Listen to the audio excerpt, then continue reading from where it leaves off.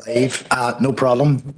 Councillor Dobbins, and apologies that the invite didn't go your way, but you're with us now. So, members, thanks for joining us. I believe Happy New Year to everybody. I know I'm kind of sometimes wondering to myself at what point do we stop saying Happy New Year? So this is probably the last time I say it. Okay. So members, welcome to this month's planning committee on your behalf as well. I also welcome the members of the public who've joined us, agents, applicants, objectors. You're all very welcome to attend for today's business.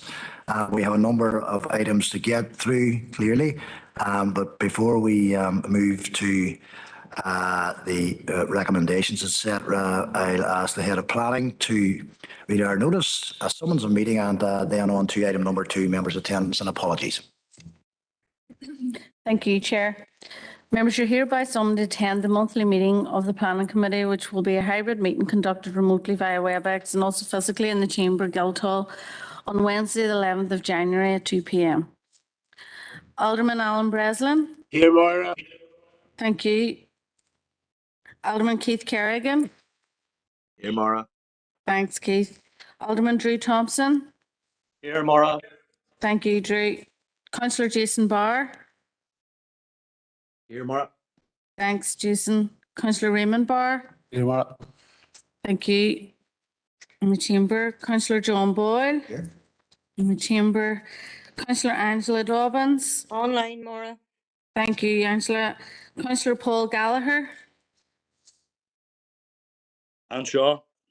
Thank you, Paul. Councillor Christopher Jackson. Shaw, Maura. Thank you, Christopher. Christopher in the Chamber.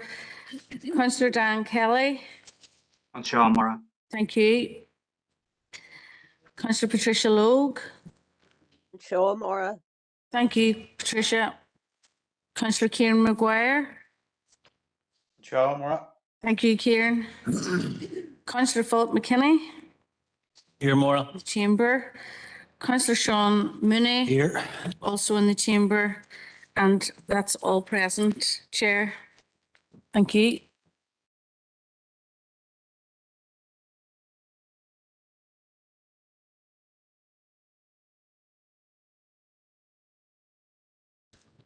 Okay, thank you, Maura. Members, just a formality of the broadcast statement at item 3. So I'd like to remind everybody present at this meeting in the Guildhall or in attendance remotely that this meeting will be broadcast live to the internet and will be capable of repeated viewing. This broadcast may be terminated or suspended in accordance with our protocols. Pardon me. Due to your attendance at this meeting, you are consenting to being filmed and to the use and storage of those images for broadcasting or training purposes and for the purpose of keeping historical records and making those records available to the public. Members and approved speakers are reminded to only have your microphones and cameras on whilst speaking at the meeting and to use the chat facility to highlight a request to speak. That particular request is pertinent to members only. In terms of the chat box, there's no facility for anybody else, or certainly you shouldn't be commenting in the chat box. If I could just again advise agents, applicants, and anybody else, objectors, etc.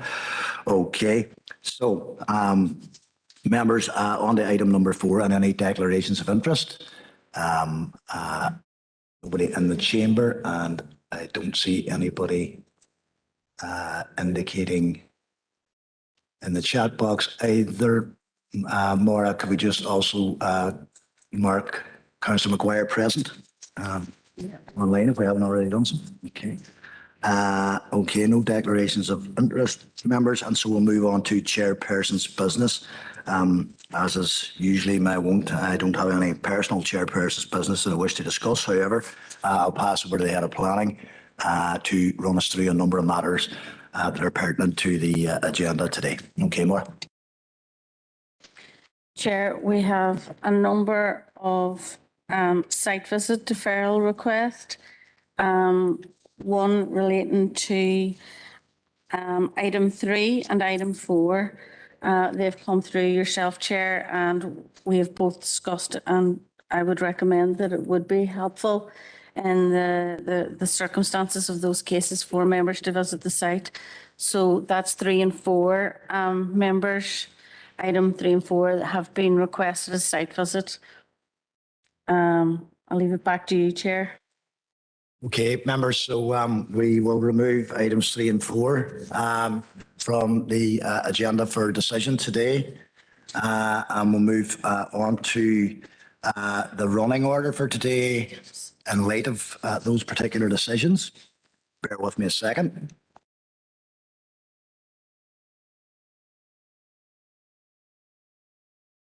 These members, so I'll do the running order. And then there are a number of late items, I'm sure you're well aware, that have come your way, but we'll deal with them in a minute. So running order today will be items number 1, 2, 6, 11, 12, 5, 7, and 8, 9, and 10. Do that again. So it's 1, 2, 6, 11, 12, 5, 7, 8, 9, and 10. Okay. Any other business you wish to discuss? Okay. So members, I'm going to go to 7 and 6 and 7, which are the matters arising from the open minutes of the Planning Committee meeting held on the 2nd of November. Are there any matters arising in relation to that meeting? Councillor Jackson, not matter arising? You want to come in under Chair's business? Okay, fine, Councillor Jackson, go ahead. Chair, I know you haven't touched on the late items, but I wanted to just make a comment on the issue of late items. I don't know if you want to come back to me after you raise the issue of late items. No, I note that there has been a considerable amount of late items, which we've come to expect at the committee. But in relation to this particular committee, there was a number of late items that were appendix to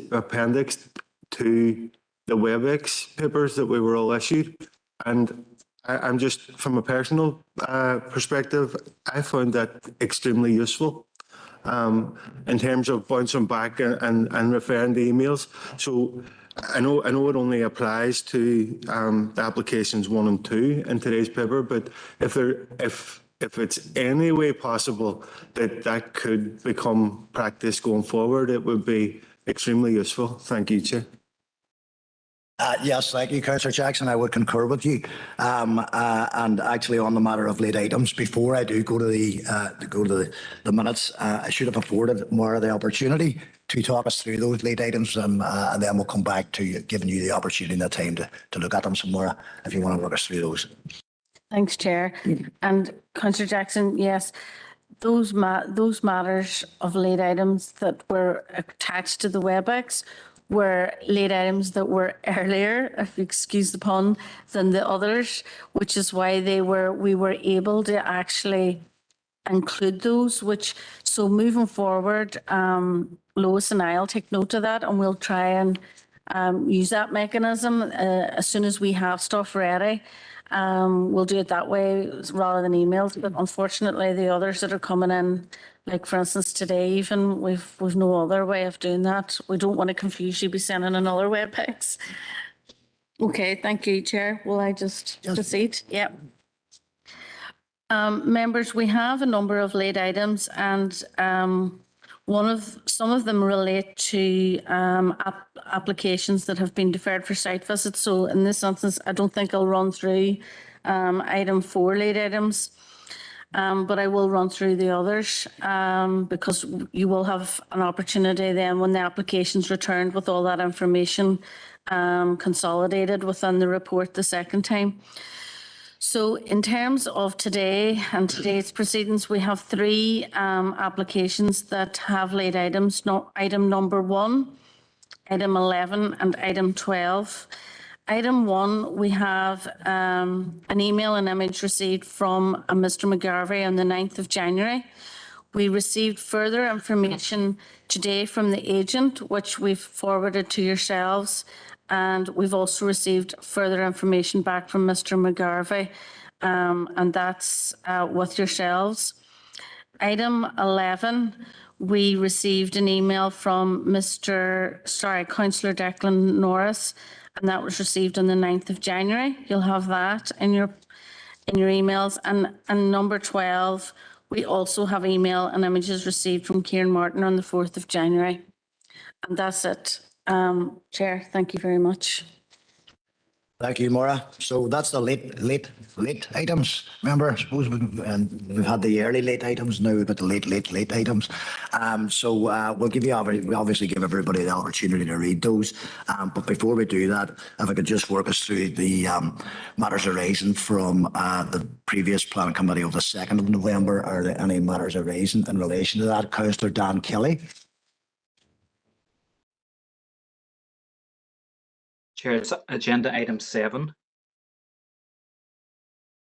I'm on 6 at the minute, Dan, but I don't see anybody wanting to bring up that matter arising on Wednesday the 2nd of November. So I am moving to that one now. So this, I think you're indicating, is a matter arising from Thursday the 3rd of November. Councillor Kelly, is that correct? Yeah.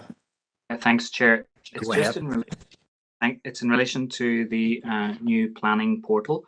It's on page 14, P201/22. I know the issue was addressed in confidential business, and it's in the minutes in confidential business. And the reason for raising it now is obviously it has gone live since. And I know I have received a number of queries from members of the public, and I know from talking to other councillors that that's seems to be across the board. I'm sure you have as well. So I'm just wondering whether there's an opportunity maybe for yourself or the head of planning to kind of give us an update in terms of what, something that can go into the public domain at this stage on the new planning portal rather than addressing it again in confidential business. Chair, thanks.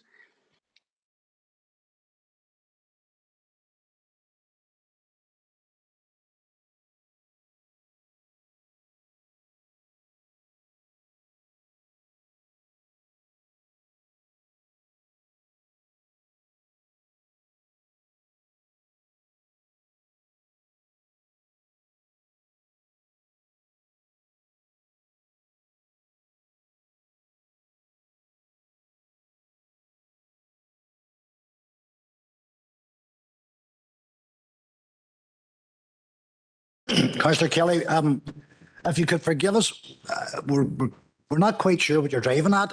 What element of an update are you looking for? Purely just a progress update on how it's been run out and it's rolled out and how it's going, Chair, because there's been a number of queries around, malfunctions and very that kind of update. Okay, bear with us, Councillor Kelly.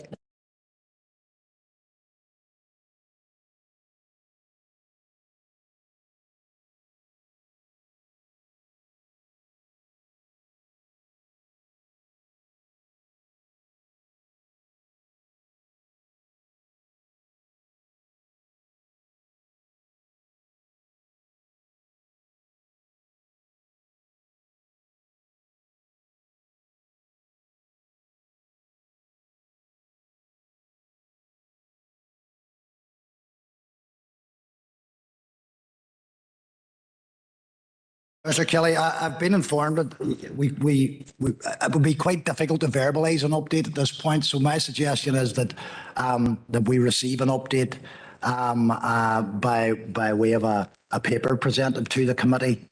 If that would be acceptable to you, I think that's probably the easiest and simplest way for that information to be disseminated at this juncture, if you don't mind. I'm content with that, Chair. I don't want to unnecessarily delay the meeting. Thanks. Okay, thank you, Councillor Kelly. I'm sure that'll be organised for us. And thanks for suggesting it. Any other matters arising from the 3rd of November, members? Okay. All right, so we will move on to the late items. There are a few, not too many. So I think initially we'll take 5 minutes for you all to have a look over those late items that came in very, very recently. And then I'll come back in 5 minutes' time to see if you're all content to move on. Okay. Thanks.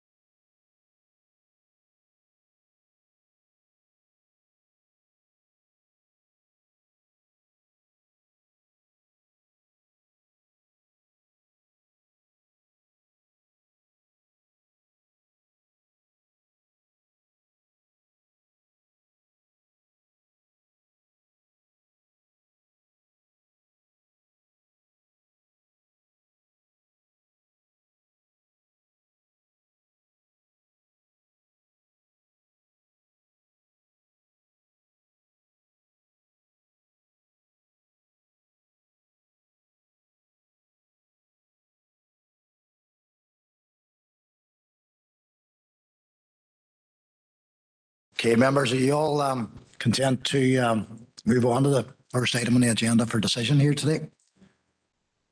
Yep.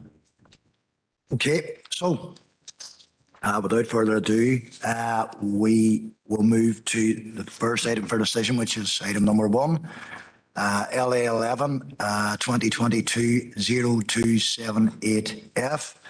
And I believe Rosie is in place to take us through that. So whenever you're ready, Rosie.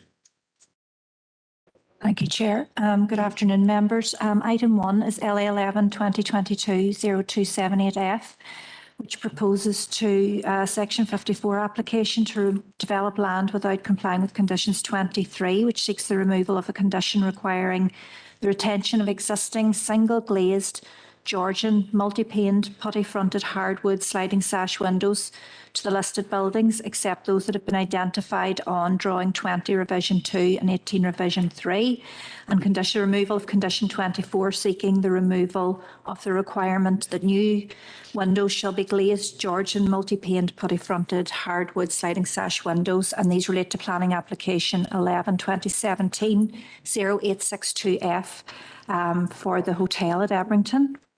The recommendation is to refuse.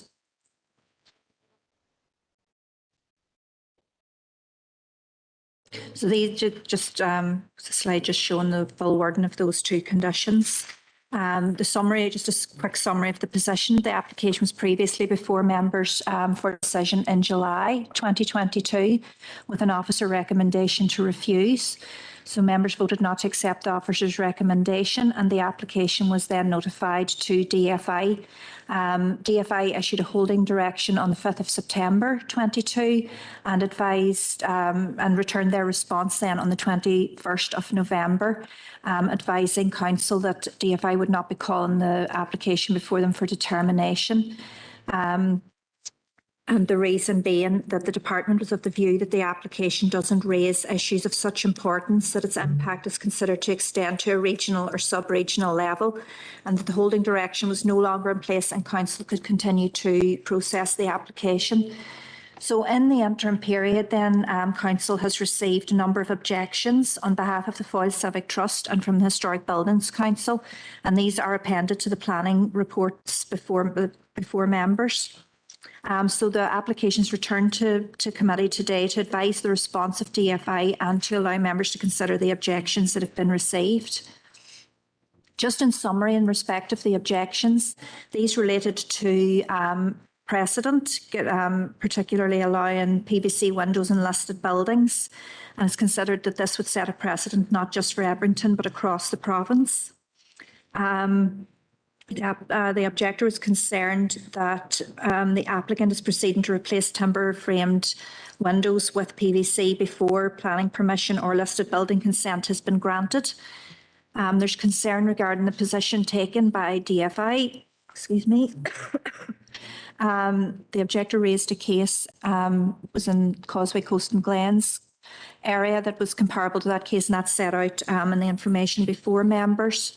And was concerned that the existing plans that were before, that were submitted with the applications showed that the buildings had 18 pane windows rather than the 12 pane windows which are existing.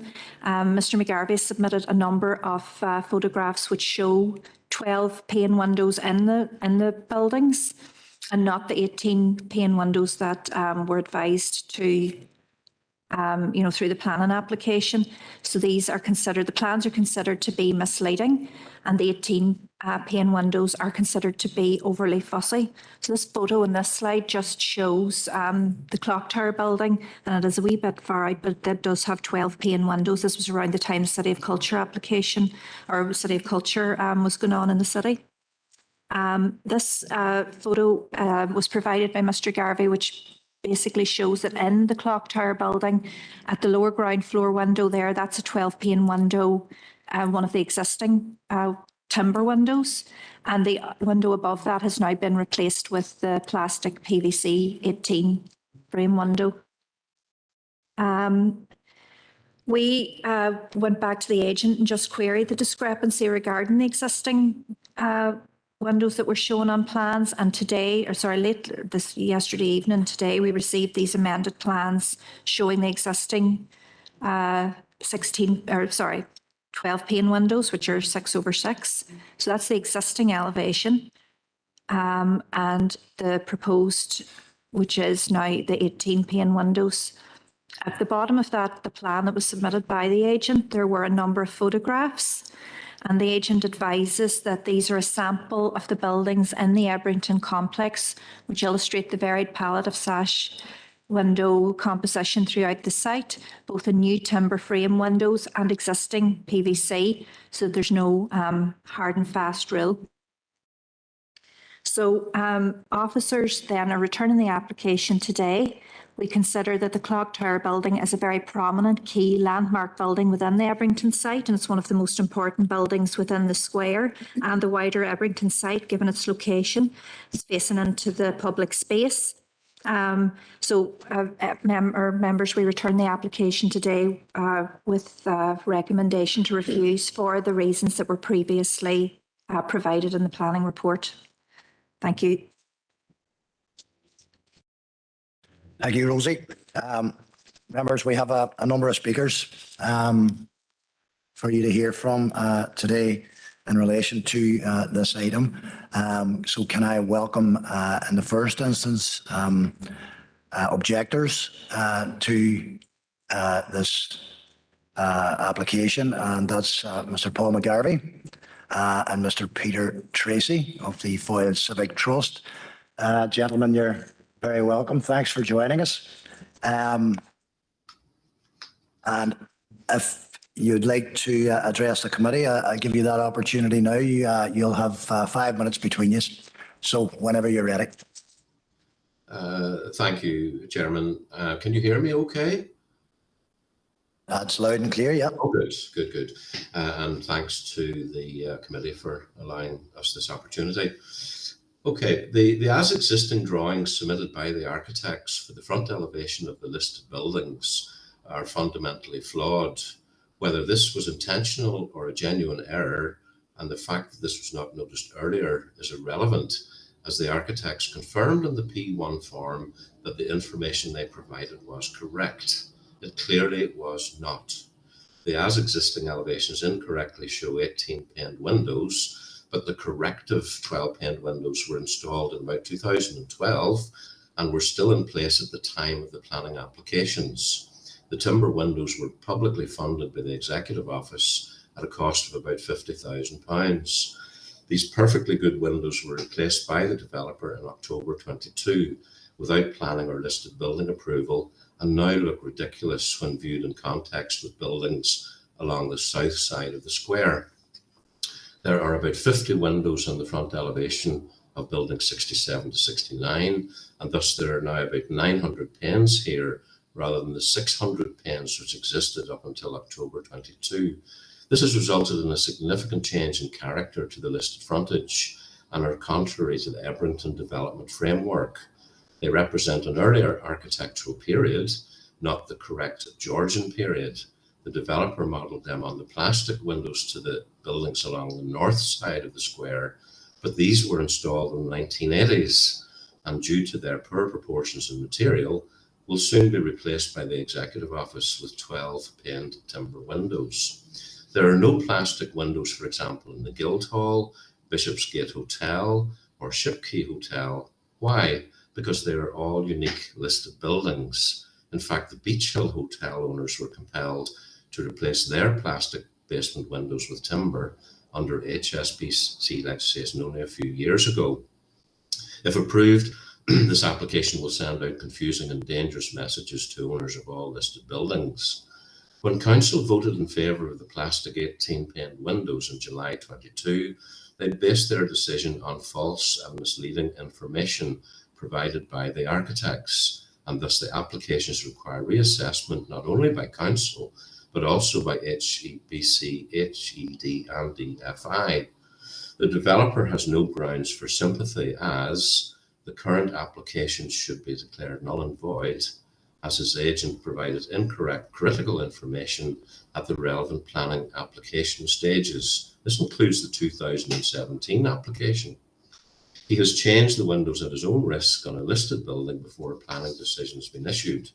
The letter he submitted in May 22 claimed that he needed to save money, and the best way to do this was to change the windows. This is ludicrous, as if he had left the timber windows in place, he would have saved on the expensive 50 new plastic windows. The project is already behind schedule.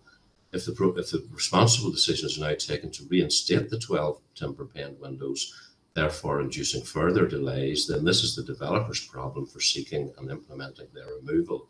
The long-term fate of this 150-year-old building is more important than a few extra weeks of delay. The project is being largely funded by public grants, and thus public officials have a particular duty to ensure that taxpayers' money is spent wisely and in accordance with current legislation. Plastic is a well-known carcinogenic material. Timber, however, is green and renewable. Council usually abide by and dictate the use of eco-friendly materials for their own projects. To approve otherwise now would be contrary to their own policies. It would be interesting to ask the developer where the timber windows are, i.e. are they in storage or have they been scrapped? If they've been scrapped, then this was hardly prudent, given that a planning decision notice is still pending, and this should not be used as a lever to influence council. The developer's argument that the timber windows were not in place at the time of listing is irrelevant, as the new timber windows had been in place for over 10 years, and these corrected the ill-conceived replacement windows the MOD installed in the 1980s. Two wrongs don't make a right. The contemporary extensions to the hotel are of good quality design and reflect their period.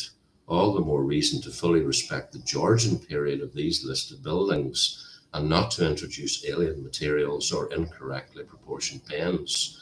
The roof is new and of natural slate, and the new render will use lime mortars. Thus, the windows should be of the correct material, not plastic, and must be of the correct proportions. As a local Derry architect for over 40 years, I'm truly passionate about good design, new and old, and for the respectful conversation restoration of our heritage, which is, after all, what makes Derry special and tourists come to see.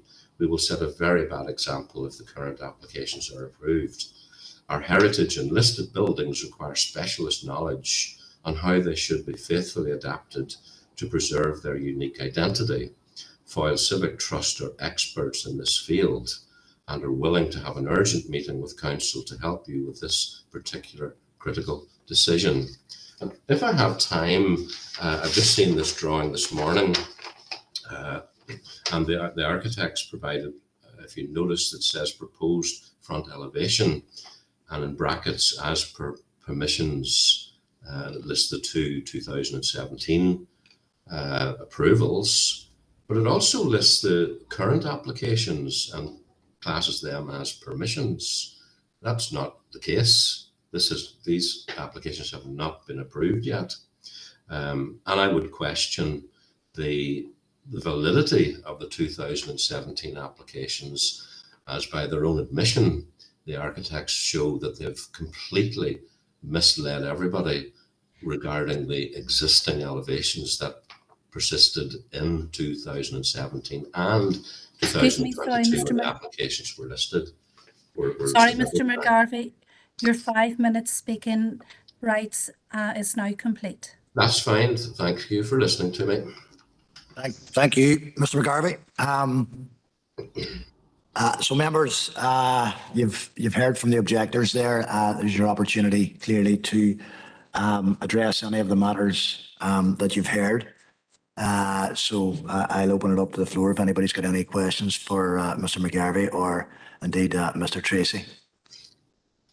Mr. Dobbins. Thank you, Chair. Thank you for that, Paul. Paul, I was wondering, could you just briefly elaborate on, you made a statement there about in June last year, we were fed false information. Now, I was one who, I believe at that time, went for the overturn of the officer's recommendation. So I would like to know, were you basing this statement that you've said? Certainly. I have worked on Everton Terrace since 1980, and in the mid-80s I was horrified to see the windows being changed from their 100-year-old timber windows to plastic by the MOD, but there was nothing could be done because the buildings then were Crown exempt. So for 25 years we had to endure looking at the plastic windows. Then in 2012 the Executive Office did what they call corrective works, spending taxpayers' money to put in new sliding sash timber windows that matched those in the original building. Now, what's happened. Sorry, my phone's going. Try and quieten it. So the point is, the existing elevations that the architect submitted, both in 2017 and 2022, show the 18-paned windows, often referred to as 9/9. And these were incorrect. I go through the square at least once or twice a week, and I know what was there, and the photographic evidence shows that there were 12-paned windows at the time of the applications. So just yesterday afternoon, the architect submitted a revised as existing elevation because they now accept that what they submitted was wrong and misled everybody. Had you seen in July the 12-paned windows as existing and proposed 18-paned, I think your decision may have been different. So I stand by that. Thank you, Mr. McGarvey. Any other members want to address any questions to Mr. McGarvey?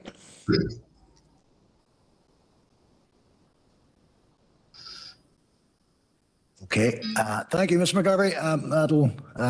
That'll do us for now. Nobody else has indicated they have any questions for you. Members, we'll move on now. We've got three speakers who are here on behalf of the applicant. We've got Kevin Rainey, the agent, Harry McConnell, also agent, and Cecil Doherty, the applicant himself. So, gentlemen, you're very welcome.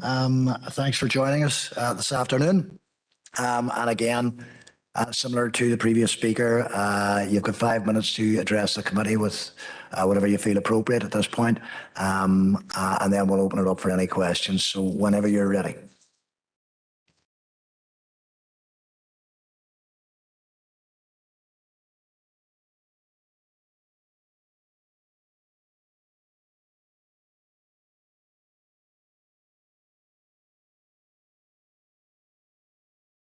Mr. Rainey, Mr. McConnell, Mr. Doherty, we're ready to hear from you.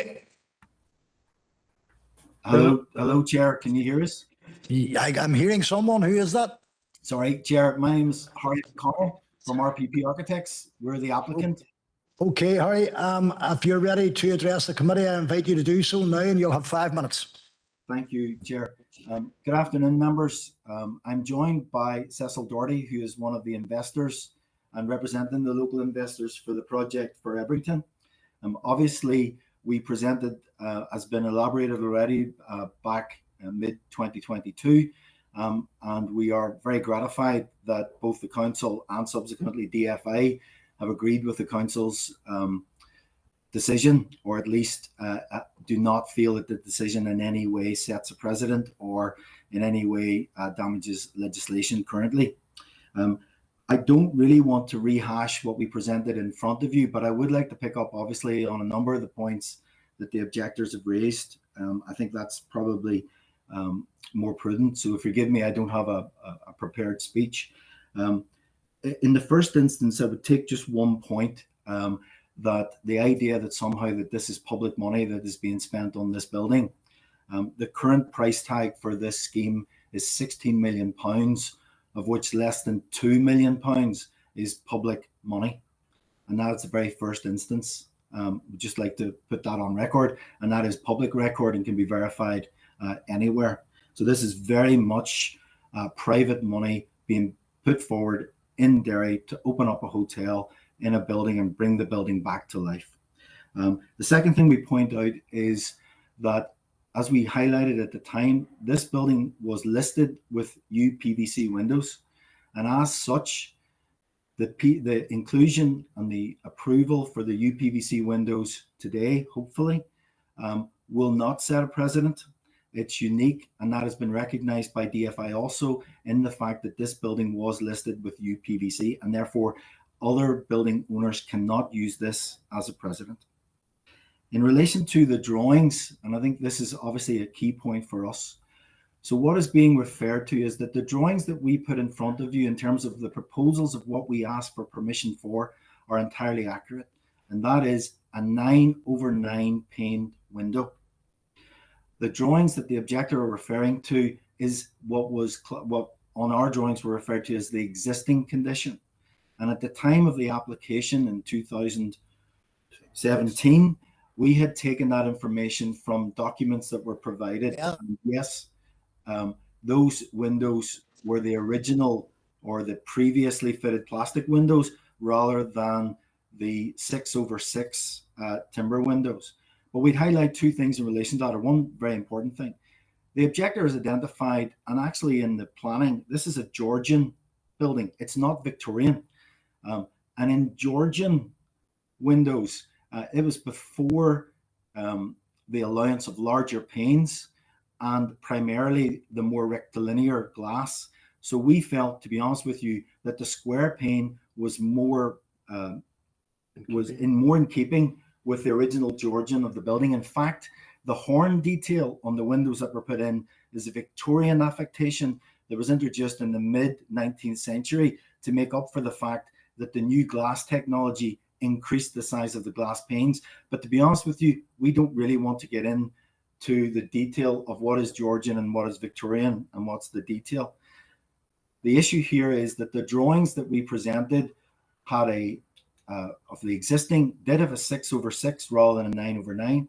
But what we're pointing out is what the council approved and what we drew and what we've showed and what was in that, both submitted to DFI and the council, was a 9/9 window. So what was approved in July and what was reviewed by DFI was our drawings showing our proposal for a 9/9. The drawing that we subsequently submitted, this referred to, was really just to illustrate, yes, we were asked to show the existing as 6/6, but also we've highlighted a number of window panes and window sash arrangements and patterns throughout Everington and beyond, some of which are 9/9, some of which are 6/6. From our point of view, the other thing is in relation to the statement that the windows were perfectly good. Chair and committee members, if the windows were perfectly good and given the financial pressure that we are on, we would have retained those windows. They were not, and we demonstrated at the time and subsequently with inspections and photographs that they were very, very poorly fitted.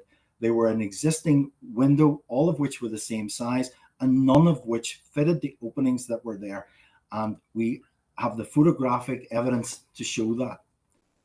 So the windows that we took out, we would have loved to have retained the windows because the cost of the replacement is a significant burden on the investors. Excuse me, Mr. Doherty, your 5-minute speaking rights is now complete. Thank you very much. Thank you. Thank you, gentlemen.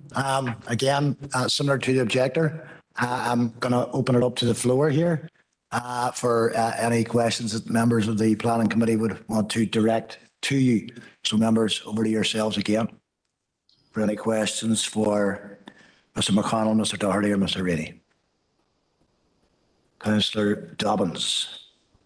Thank you, Chair. Thank you, Mr. Doherty. Mr. Doherty, you see this argument about 9/9 or 6/6. At the bottom line is why does the developers or the applicants, why can you not replace like for like? It is a listed building. So therefore, what is the precise reason why what the windows, the sash windows, cannot be replaced if you still have them, or new ones like for like to be put in? Thank you.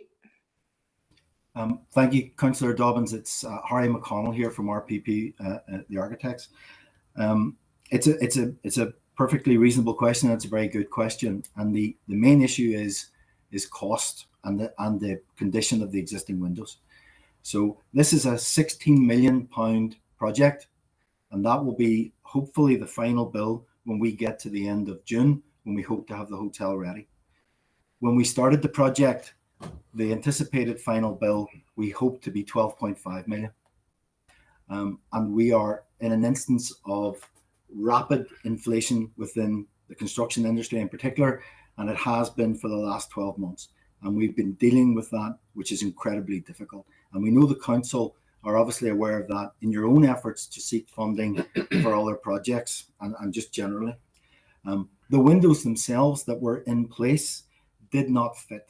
So when we removed the render, and remember, we're repairing that wall and replacing it with lime render as per the requirements. In actual fact, if you're on the site today, you will see that the repair to the brickwork of the clock tower has been completed, and the lime render there has been put in place to safeguard the building. The windows that were in place did not fit. So when viewed internally, there were gaps of over 4 inches around the windows, between the windows and the masonry, and they were infilled with plastic foam, to put it mildly.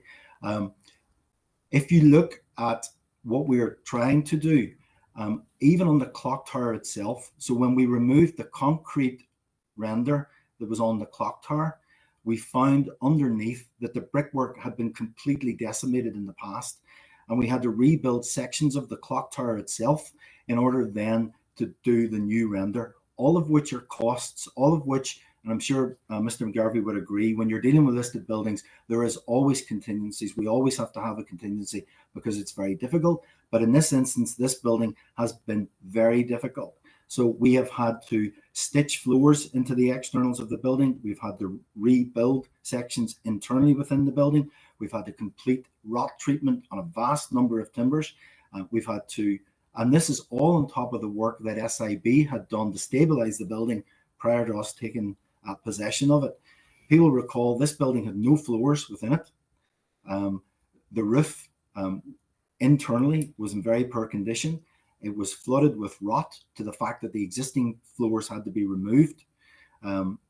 So the bottom line and the honest answer is cost, Councillor Dobbins.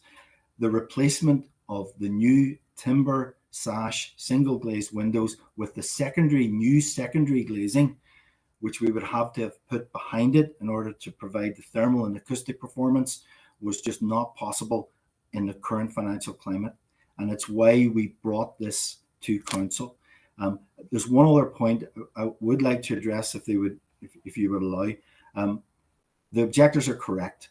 We made an application under Section 54 to remove this condition, and we waited until the council had made their determination. But at that point, we could no longer wait. So at our risk, and it was our risk, we had no choice but to take a decision in order to maintain, try and get the program in relation to the project. You'll understand that a hotel opens prior to a season, and if it opens later than that season, it might as well not open. We are under intense pressure to get this development open. Our contractor is unbelievably helpful and working amazingly hard to try and achieve that. In fact, everyone involved is working amazingly hard to try and achieve it in what is a really, really difficult financial position for everybody in the current climate. And I apologize for going on. I believe Cecil Doherty, who's the investor, would just like to say one word. Yeah, folks, thank you very much for your decision. I'm terribly sorry, Cecil. Just if we could address the question that are put by members of the committee at this point. I know you probably want to present your own argument, unless, of course, you're going to address the question that Councillor Dobbins put to you. Then I wouldn't have leeway to afford you the opportunity to address the committee for any other reason.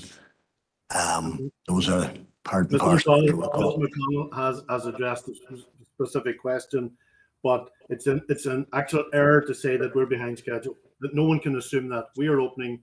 And just would like to advise the councillors, you made the decision on commercial basis. We're happy to announce that as of yesterday, we can advise that we are now taking the International Golf Tour Operators Annual Convention to Derry in October. Because Mr. Doherty, I'm sorry, but those particular matters are not germane nor pertinent, and actually wouldn't be considered planning relevant to planning policies. I'm going to have to stop you there. That in the interests of fairness, I have to stop you there. Otherwise, anybody could come in here and do the same as you're attempting to do. So I'm sorry, that's my ruling on it, and I have to be firm on it. Members, is there anybody else with questions for the applicants? Chair, it's Angela here. I have another question, if you would allow me back in. Yeah, go ahead, Councillor Dobbins, that's your right. Thank you very much, Chair, for that. Harry, sorry for getting your name wrong. No, there's no problem, Councillor Dobbins. Yeah. I appreciate these hybrid meetings are very difficult. I know, Harry. With regard, look, I heard everything that you said, right? And I actually heard the other speaker there and the passion and all that comes with it. But at the end of the day, you knew what you were getting into when a business plan was done for a listed building. Like, obviously, I wouldn't buy a car without getting a mechanic to look at it. So obviously this listed building was looked at, and those faults would have been identified prior to pen on paper as to what doing. So I do not understand why all this wasn't taken into consideration at the very beginning. And as you said, for costing, was there no costing for these defects and initially, so, and why now coming back and saying, oh, but we seen this after we went in? Surely that is not any fault of the actual build. It's not the building's fault. It is a listed building, and it will remain so, and therefore should be treated as such. So why was there no initial costings over and above whenever these problems were identified, or maybe they weren't identified? That's the question. Yeah. Councillor Dobbins, go ahead. Mr. McCall. Yeah, Councillor Dobbins, again, it's a very fair question. And I'll do my best to try and answer it for you. So when we did the original design and construction and tendering exercise for this project, the estimates that we base our construction costs are the construction costs at that time. And unfortunately, from our point of view, that was prior to the pandemic, where inflation was running at approximately 2.5%, 3%, where interest rates were where we all know they were for the last 12 years. And that obviously the position that we found ourselves when we started this project changed rapidly. In relation to the building, you're entirely correct. We were in the building and we had done a number of surveys. But as I'm sure if HED were here also, they similarly had done a number of surveys on both this building and the Captain's building. And you'll note that the gable of the clock tower, which is next to the brewery, has been completely rebuilt from foundation up. And actually the gable of the Captain's house, which is the smaller building on the left-hand side of the clock tower, was built completely up. And at the time that those were done, we were not aware, once the internal plaster had been removed, that just how damaged the existing brickwork had been. It was completely rotten. So some things that you can take account of and you take guesses on because it's concealed behind the structure of the building, whether that's behind render, whether that's behind a wall, behind floors, within ceiling voids where you don't necessarily have access to. And the same would be the instance of the dry rot. So we were aware there were issues in relation to rot within the timbers. We were not aware of just how significant that was and the cost that was likely to be. But what we have done, again, to safeguard this building is that every piece of damaged timber and every piece of timber that was buried within the walls, even the ones that we had to go looking for, have been removed. And those walls have been rebuilt internally in masonry to ensure that that rot doesn't affect the building going forward. To answer your question specifically, we had costs allowed and we had contingencies allowed, but those contingencies predated a pandemic and predated an inflation rate, particularly in construction, which actually hit earlier than what is affecting cost of living crisis for everyone else, up to 12 months prior to that. We did not foresee the rates for construction rocketing in the way that they did. We absolutely did not. And from my point and from the team's point and from the investors' point, if you asked us now, would we have started the hotel knowing that a pandemic was coming and that construction rates were going to increase? I can't honestly say that we would have, but having started it, we are going to do our, and I was going to say a word, we are going to do our utmost to make sure that it's completed and that it opens and that it provides a new hotel, a new function venue for the city and new jobs. And it is very difficult, but we're committed to making sure that it happens. Okay, okay. One further question for you from Alderman Kerrigan. Thank you very much, Chair, for allowing me in. And just seeking clarification on a point there. And again, I'll be very brief, Chair.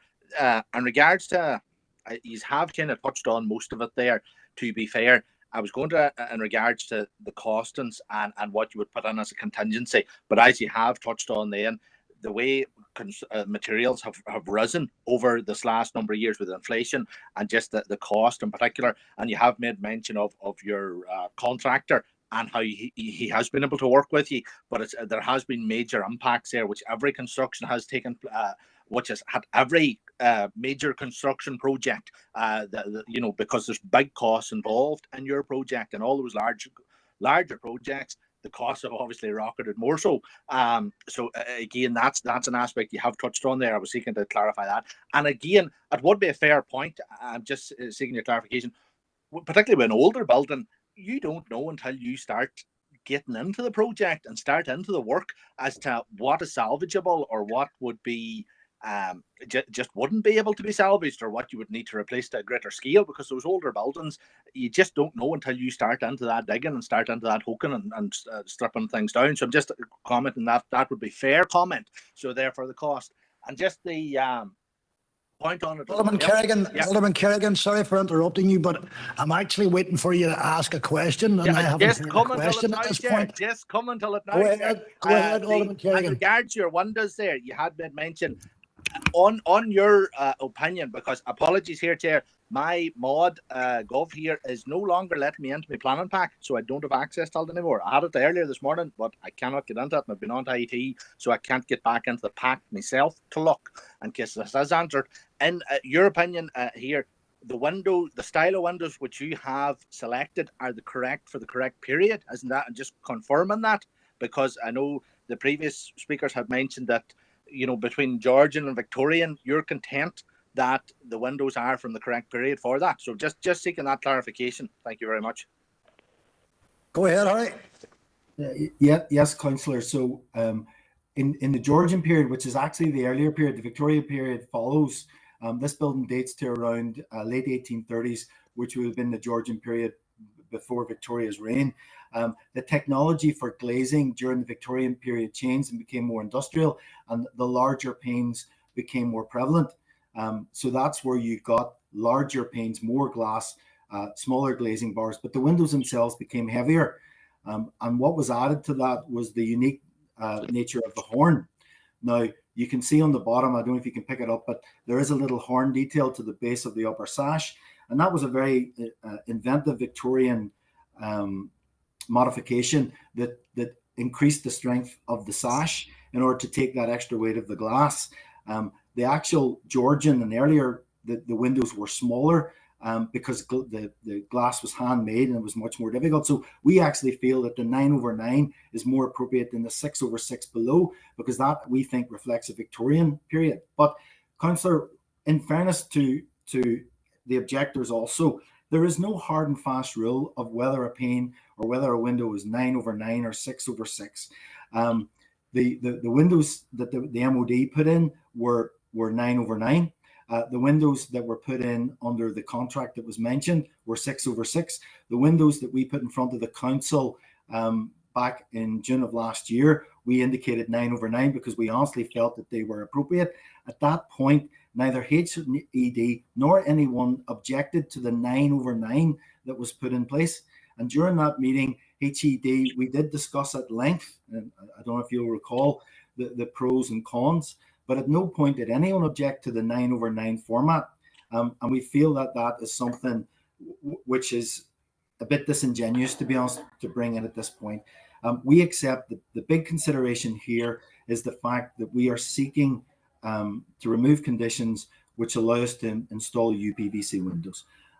We understand, as an architect, we've completed the Methody College refurbishment, which is a Grade B listed building. We do a number of listed buildings projects, and we do not see what we're doing now as a precedent for anyone else. And it's certainly not a precedent for us going forward. It is simply this unique application at this unique period of time for the city in terms of putting the hotel forward. And we would ask, again, councillors' understanding of the kind of crisis that we find ourselves in the middle of. Thank you. Thank you, Harry. Further question for you from Councillor McKinney. Thank you, Chair. It's just a quick one, really. It's regards to the wooden frame single glaze were removed. Could you not have done like with double glazing? And also just to bring a point out, really, it's historical. The Georgian period, there was such a thing called the window tax, and that's why the windows are different sizes. Thank you. Okay, Harry, go ahead. I'll not dispute the issue in relation to tax. The wealthier you were, the more you could afford to put in. So it was just like now, the wealthier you are, the more that you could afford. In relation to the existing and the idea of putting in double glazed windows, so the cost of putting in the timber sash double glazed windows, which was something that we actually did consider, was again very expensive. And there is no doubt that a bespoke timber sash, whether that is single or double glazed, is a much more expensive window than its UPVC equivalent. Again, councillor, it was relating to cost. We simply could not afford. Now, the other issue with it, again, the double glaze would have again required us to go back and remove the condition, because what we got approval for, and what the objector, Mr. McGarvey, is correct, what we got approval for was single glazed windows. So even us putting in a double glazed window would have needed us to seek an application. We went through with our contractor and approached a number of different manufacturers, both of timber and of the UPVC, and ultimately it came down to cost. We simply could not afford to put it in place, and I make no apologies in terms of no other extenuating circumstances. I am not sort of saying that one is better than the other. It would have been a much better preference to put in, you're correct, councillor, a double glazed hardwood sash window, but we just did not have the finances to do that. Okay, thank you, Mr. McConnell. Councillor Logue, that's a question for you. Thanks, Chair. Just a brief question. Would it be fair to say that at the time of submitting the application, that you as developers assumed that the windows that were fitted in 2012 would have been fitted correctly, and not what you subsequently found when you were able to do get in and actually start the work? I suppose I'm just asking, would it be fair to assume that you would have thought these windows, given that it was public money, and that they would have been fitted correctly? Thank you. Thanks, Councillor Logue. Go ahead, Mr. McConnell. Thanks, Councillor Logue. Yes, the honest answer is yes. And in actual fact, that was the premise of the application. When we did the original proposals and when we made the original application back in 2017, we worked on the basis that we would be utilising the existing windows. In actual fact, in our costings, that Councillor Dobbins actually referred to earlier, that was part of the considerations that we put into our costings, that we would be relying on those existing windows. Now, as I say, subsequently that did not come to pass. So it wasn't as if we were even having to find money just to upgrade windows. It was the fact that we were having to find money for windows, which at the time we did not budget for. And you'll understand that again, has been highlighted previously, that is our risk. That's the developer's risk. But you put contingencies in place, hopefully to allow for most risks. But having to replace all 50 windows on the front elevation was not a risk that we had budgeted for, even back in 2017. Never mind in 2021, when it became apparent, or sort of late 2021, early 2022, that's what we were finding as we were stripping. Thank you. Okay, Councillor Lowe.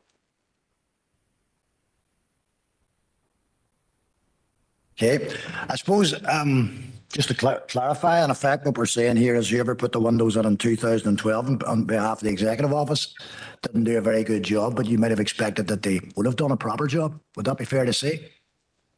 Chair, it would have been, but experience is a wonderful thing, and normally what we try and do is we try and do exploratory work. You know, we take sections off and we look behind, but obviously at the time we were doing this building wasn't in our ownership. It wasn't in our it wasn't in our possession. We couldn't go in and start hacking things apart, so we had to rely on the information that was provided, and ultimately, through nobody's fault, neither the executive, the Ebrington, the people responsible for everything, it was nobody's fault. It was simply that's the situation that we found ourselves in when we got access to the building in sort of December and then January 2022, December 2021 when we started. So and as we worked our way through, the calls from our contractor started to come, and but in fairness, they're an excellent contractor. I don't know if I can highly recommend them on video, but they've been working very closely with us on the investment team, and we are all sort of just trying to work our way through the problems that have been there. And indeed, we've had a lot of support in relation to the scheduled monument, to the rear, from HED and obviously from scheduled monuments. We've been undertaking a number of archaeological digs that we have to do as part of this. So there's much more conservation work that's going on in this building, much more archaeological investigations going on in this building, much more works in relation to the scheduled monument going on in this building than is merely relating to these windows. So I would hate anybody to think that our entire conservation approach relates to these windows. We are doing much more in the background as part of the wider development brief that we have in order to bring this project forward. It's not merely the windows, although I understand, and we have taken as a practice, and the investors also on social media, a lot of, I'm not going to call it abuse, but certainly a lot of concern directed, including articles in the Times and various other bits. It seems that some people have made this a real crusade. We don't see it as a crusade. We simply see it as... Harry, I've given you a fair degree of leeway. So I'm usually expecting people to be a little bit brief, or as brief as they can be. But I think we've given that element of it a fair enough hearing here this afternoon. So again, apologies, but I'm going to have to draw it to a close at this point for any other questions for you from members. Members, has anybody else got any questions for the applicants and the agent? And if not, we'll move on to the next part of the work that we're going to do. Okay, gentlemen, again, thank you for joining us. There are no further questions from members of the committee. So if you just, you've just done that, turned off your microphones and your camera, and await our further deliberations. So members, at this juncture now is your opportunity to put any questions to the officer team here, Rosie and other officers here present. Call Councillor Dobbins. Thank you, Chair. Chair, this is actually a question for the head of Maura, please. Maura, this application is very unique. It's unique within considering the shoddy workmanship that was done 10, 11 years ago for the beginning. And it is unique that nobody could have foreseen what actually happened at the end of 2019, where COVID hit and lockdown, and then the subsequent rise of prices and the ability to get with Brexit and everything else, ability to get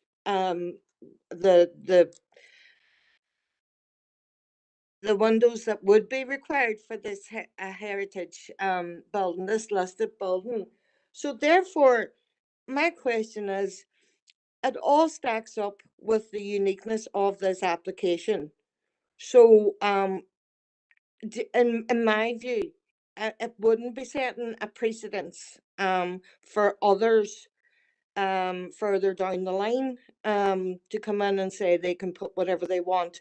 But surely its uniqueness here, there should have been a wee bit more understanding and thinking, and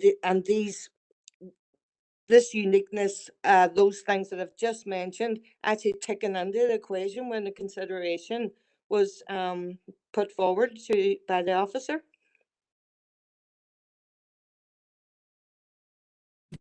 Hey, Chair. Angela, I suppose my first, response to that is I wouldn't say that this is a unique situation, that we've been working with listed buildings for years around the city, and we've also experienced up and downturns in the economic situation for years since I've been a planning officer. So this isn't unique, that while you get permission to restore and extend a listed building, that during the process of that various issues emerge. I suppose what I would have to highlight is it's really a matter for, and we do appreciate the situation, and we do appreciate things have changed in terms of the market and the costs and etc. But what has to be acknowledged here is it's a matter for those managing the situation to look at the budget and seek further funding for whatever aspects of the building they may require to redevelop. But the point is, it's about the compromises here, Councillor Dobbins, and I suppose there's elements of a listed building that are sacrosanct, and over the years we have tried to protect in terms of listed building status. This particular building is of a high status in terms of listed building form, and more than that, given its location, its landmark, etc. There are other ways in terms of the cost and the budget that compromises could be made, or further funding from the Executive Office could be found, or through maybe listed building aspects. That's not a matter for us as planners, but what's a matter for ourselves is to judge what's in policy. We don't take, you don't take into account cost. That is not a material consideration. And I suppose I would completely disagree with you in terms of not setting a precedent. We highlighted that at the time, and I would continue to highlight that we will be setting a precedent in terms of managing listed buildings, both inside and outside conservation areas. So I, as you know, is strongly against this, and I would be very concerned about the committee and I have highlighted that already, not accepting this. But it is a matter for members, but I don't think this is unique at all. We'll be having various listed buildings and applications before us, and I have experienced in economic upturns and downturns. There's constantly a debate and discussion between HED, yourselves, and applicants' agents when the various proposals are being implemented. So that's not unusual at all, that they find defects and changes. So that's why we work through these problems. But as I say, it's about compromise, and this is a compromise too far. Thanks. Thank you, Maura. Thanks for your frankness as well. Any other questions, Councillor McKinney? Thanks again, Chair. It's really just a general question, and I don't really know who will maybe answer this, but we're all parties that are concerned, HED, our planners, obviously a developer, were they given the opportunity to sit down all together and discuss and try and air out the problems to get this resolved. That's all I'm asking.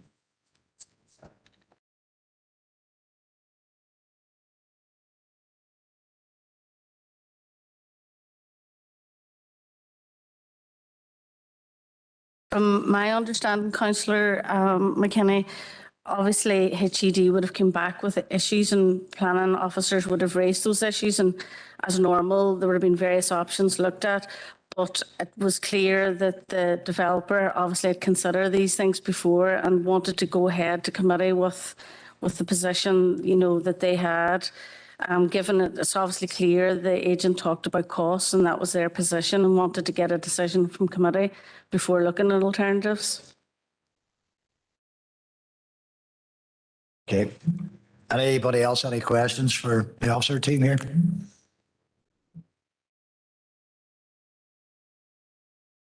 Nobody? Okay. All right. Thanks, members. Councillor Jackson. Can you knock your microphone on, please?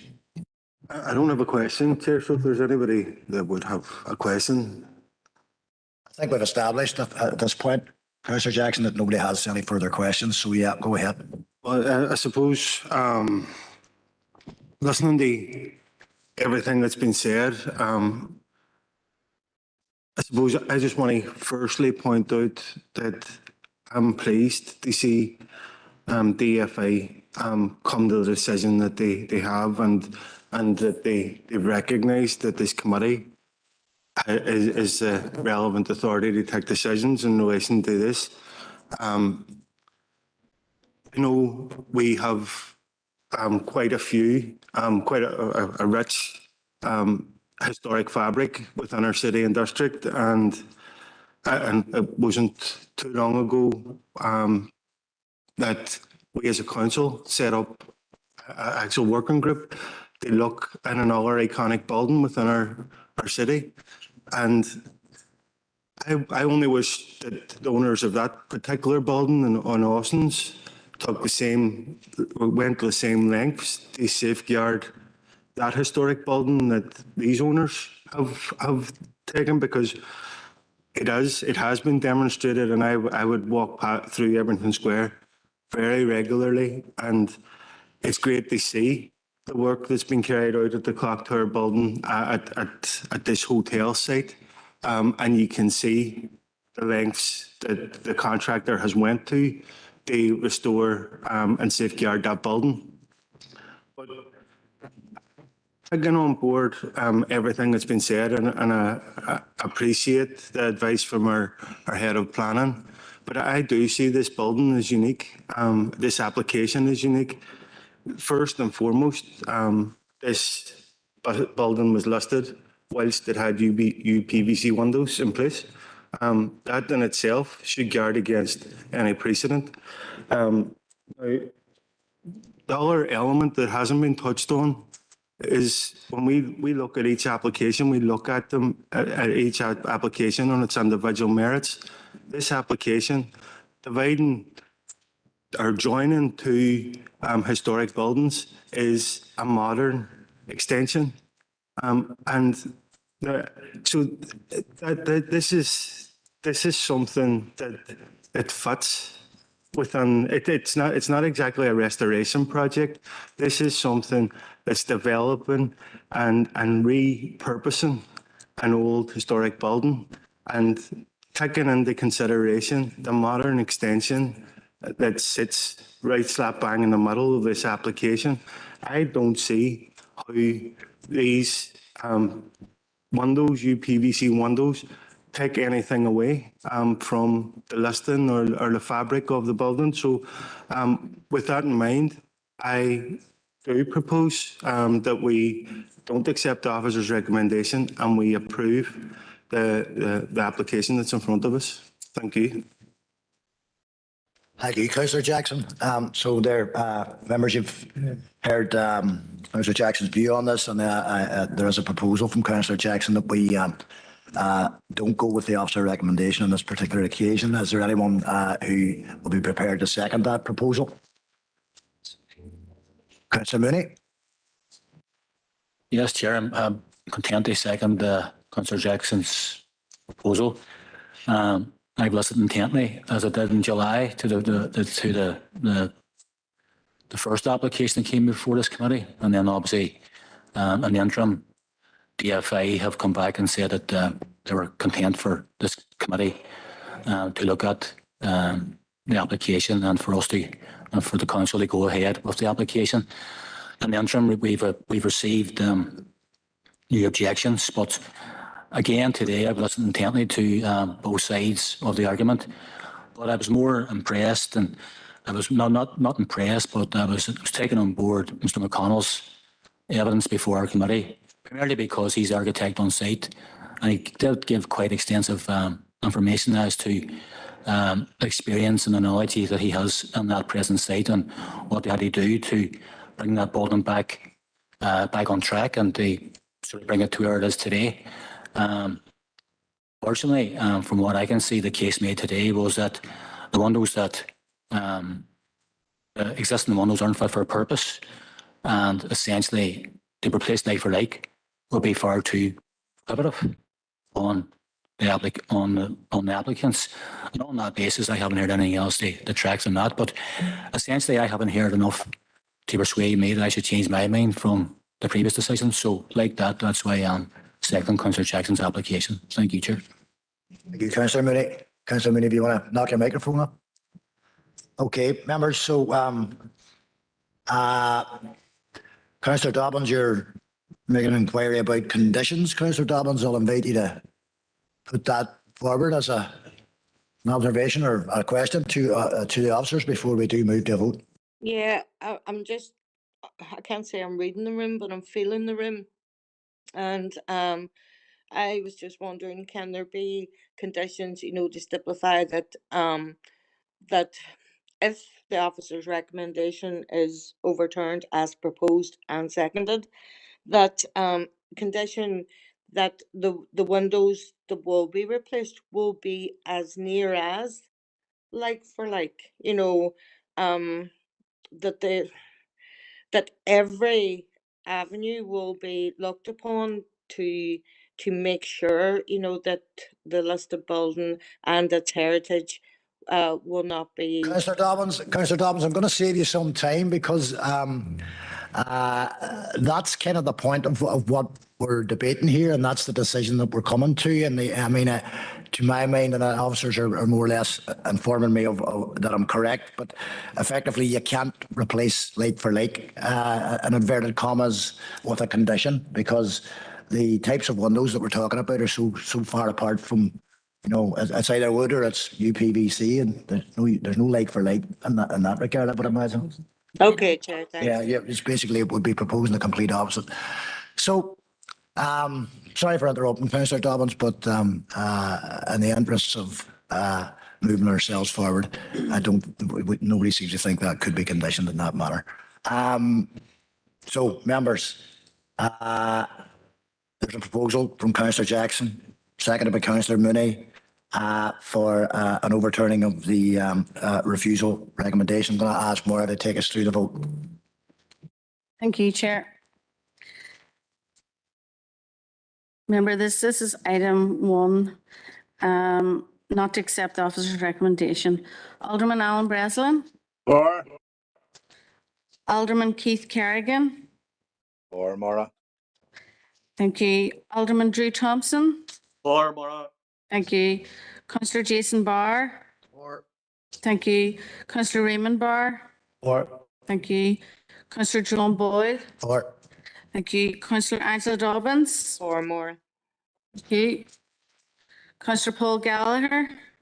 For. Thank you. Councillor Christopher Jackson. For. Councillor Dan Kelly. For. Thank you. Councillor Patricia Logue. For. Thank you. Councillor Kieran Maguire. For. Councillor Philip McKinney. Or And Councillor Sean Mooney. For. Okay. Thank you, members. I think it's very evident that it was a unanimous decision from this committee to overturn the officer recommendation to refuse. So that will now be the view. Members, moving on to item number 2, of course, that does also relate to the same building. It's LA11 2022-0387 / it's an LBC. I don't propose that we go through the presentation again from Rosie unless there's anybody that wants to hear it again. But I know you've all had significant experience of this application on a couple of occasions even prior to today. However, I will afford the opportunity to those who spoke to you on the previous occasion to address the committee again with any further thoughts. So in the first instance, I'll open that opportunity up to the objectors. So again, Mr. McGarvey, Mr. Tracy, if you feel there's anything else you'd like to add, I invite you to do so now. Is that myself first? Paul McGarvey speaking. It is indeed, Paul, yeah.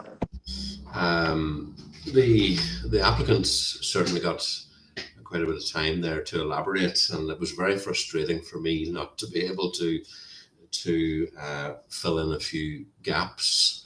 I mean, and literally gaps. Whenever you take out an old sliding sash window, don't forget that they used to have cords and pulleys, and these were occupying the space to the left and right hand side of the windows. That's why you have a 4-inch gap, and everybody in the architectural world knows that. So the windows that were installed by the office couldn't fill in those gaps with anything other than foam or masonry. It still comes back to the point for this application as for the earlier number item 1, that the drawings in 2017, the architect submitted drawings as existing, and in 2017 they showed 18 pane windows, and those were not what was in place in 2017. So everybody has made decisions and discussions based on these incorrect drawings. I mean, they haven't answered the question why. I mean, it sort of shows to me their knowledge or their understanding when they surveyed the building. They got it so totally wrong. Furthermore, when you talk about like for like, I felt Councillor Dobbs' question wasn't answered in that when she said like for like, I'm thinking more of the proportions of the windows, the 12 paned. Why couldn't, if they had to do plastic windows, why did they go for 18 panes? Why turn the clock back to the mistakes that the MOD made? And I can assure you the 18 pane windows are from an earlier architectural period, and the 12 panes are from the Georgian period. Victorians then went to much bigger panes. But these are technical issues that we understand, and I totally disagree with the architect's analysis of the architectural period. Why would the office put in 12 paned windows if they hadn't done the research to establish those with the correct size of panes? And I agree with the RPP architects that the horns they refer to are not correct. And I even brought this up 10 years ago, that the horns were only introduced to Victorian windows. There's no necessity for them on the replacement timber windows that went in 10 years ago. So, you know, an HED are experts in their field, and that they feel the same way. So it's not down to costs, it's down to what we have to live with for the next 30, 40, 50 years. And the windows that have been put in are totally out of scale, out of sync, out of proportion. And it leaves, my final words are, it leaves a very worrying prospect of what the remaining buildings in the square will do. For example, the Maritime Museum is in council ownership, I believe. So why don't they just leave the plastic windows that the MOD put in? 30 years ago, why bother to rip them out and put in new plastic windows? Or what are they going to do? What size, shape, or form? So this very much is a precedent. This building will dictate what happens in the rest of the square. You've got to look at it in that context. Now, now it's just a muddle, a completely confusing mess. We don't know what's right and what's wrong. So I think this is a grave error for the future. Thank you. Thank you, Mr. McGarvey. Members, anybody want to put any questions to Mr. McGarvey? As per protocol. Okay, thank you, Mr. McGarvey. And again, I look forward to a similar opportunity to the applicants here. So, Mr. Rainey, Mr. McConnell, Mr. Doherty, if you feel there's anything further that you need to add, now's your chance, and you'll have 5 minutes to do so. Chair, I think we'd simply say, I think we've taken up a lot of the committee's time already, and we appreciate the time that it's given. So unless there are any other questions, we have nothing further to state. Thank you, members. Again, as per our protocol, I'll open it up to yourselves on the floor if you've got any further questions for the applicant. Chair, could I come in? Councillor Gallagher? Councillor Gallagher, you're very faint there, so if I think you're indicating you want to come in, probably have to raise the volume a bit. Paul, go ahead. Right. Thank you. Can you hear me now? Just one question, just and probably read the last one as well. But tell me, question for the Cyril there. Would there be a high risk? All right. See if the single glaze was to be put in, would there be a high risk of this hotel suffering from a not repeat basis, because people who would maybe stay in one of these rooms with the single glazing would find it maybe uncomfortable and say to themselves, I ain't spending another night in this hotel because it's drafty, it's cold, it's whatever, and it would actually risk the sustainability of the project itself.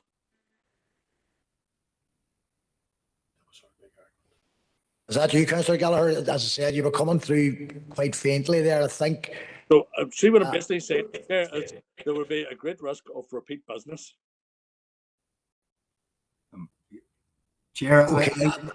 I did hear that was a question. Sorry, hang on. That was a question directed to the applicant, Councillor Gallagher. Yeah. Yeah. Okay, go ahead, Mr. McConnell. Yes, Councillor Gallagher is correct, and part of the cost for the window replacement is the secondary glazing that we would require. So, obviously, as the councillor is aware, the single glazing provides very little acoustic performance and very poor thermal performance, and to avoid interstitial condensation and the risks, obviously, to the amenity of guests, we would have to then install a secondary glazing system, and that's part of that increase in cost, because effectively we're putting in 2 windows where one would do. So we're having to completely install a secondary glazing system behind the single glaze system in order to meet the thermal efficiency that we require to make and to meet the acoustics. So yes, if it was purely single glazed, it would not be appropriate, especially where you've got guests sleeping on the upper floors. Okay, thank you. Any other questions, members? Okay, again, recommendation in front of us, members, and I'm going to open it up to yourselves for consideration of the recommendation.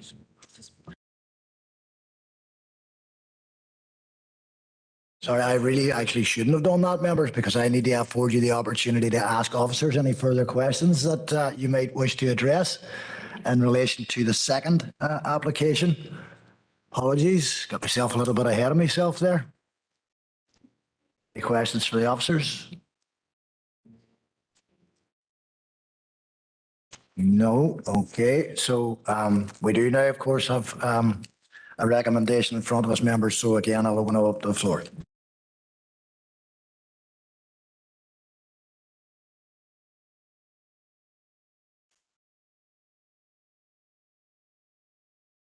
Members, a recommendation in front of you is to refuse.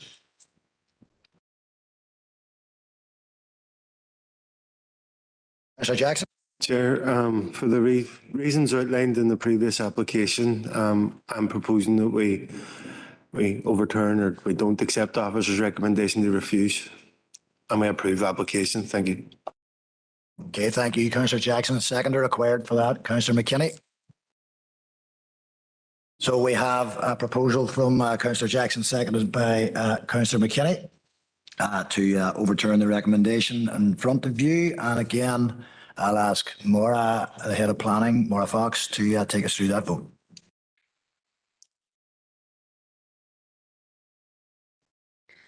Members, this is item 2. Not to accept officer's recommendation. Alderman Alan Breslin. For. Thank you. Alderman Keith Kerrigan. For, Mara. Thank you. Alderman Drew Thompson. For, Mara. Thank you.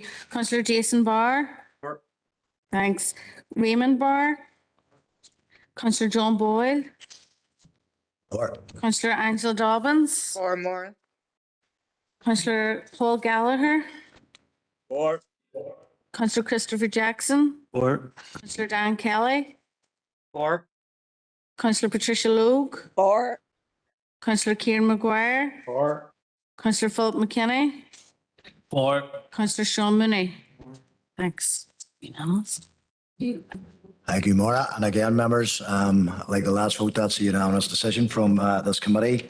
All that remains for me to do is to thank those who presented to us today, Mr. McGarvey and Mr. McConnell, and also those who attended. I know, Mr. Doherty, you were there, certainly I could see you. So members, we'll move on to our next item for decision. And the next item for decision is item number 6 in your pack. And that's LA 11 2022 0853/F, which is a proposed attic conversion and single story extension to dwelling 55 Belmont Crescent. So, presenting officer for item number 6 is Malachi. Thank you, Chair. Good afternoon, members. Item 6 is LA 11 2022 0853. It's a fall plan application. The application proposal is for a proposed attic conversion, raising the roof by 2.2 metres and a single story extension to the side of the dwelling. The location is 55 Belmont Crescent. And the officer's recommendation is to approve. The application is before committee today because there was more than 5 separate objections received in relation to the application. As I said, the site is located at 55 Belmont Crescent, which is an established residential area off the Colmore Road, with a mixture of house types, including single-story, chalet types, and 2-story dwellings, located within a cul-de-sac development. The image on the right shows overhead view, and our site is located backing onto properties facing on the Colmore Road and also within Belmont Crescent itself. The images here before is the existing block plan and proposed block plan. The application involves an extension to the roof, so that's not appreciable in the block plan. But there's also an extension to the side as well, which increases the footprint of the application by a small amount. It's probably more visible on the proposed floor plans. So you'll see the existing floor plans on this image here, and the proposed extension to the property at ground floor level is here, located to the rear of the existing garage. And you'll also see on that first draw number 3, is the existing elevations of the property.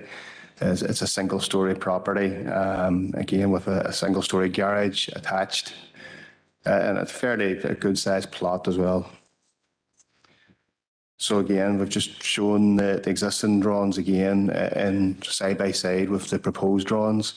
So in draw number 5, you'll see the proposed extension attic conversion to increase the height of the roof. And you'll see the extension to the rear of the garage and some works to the roof of the garage as well. So the attached image shows the context of the site in relation to the streetscape as exists within Belmont Crescent. This is our application site here with the kind of blue garage door here. Again, there's another image looking down the street. You'll see our site indicated with the red arrow. This is an image of the rear garden and showing the application, the existing property, the existing rear elevation of the property. And this image shows the existing rear boundary that it shares with the properties to the rear of Colmore Road.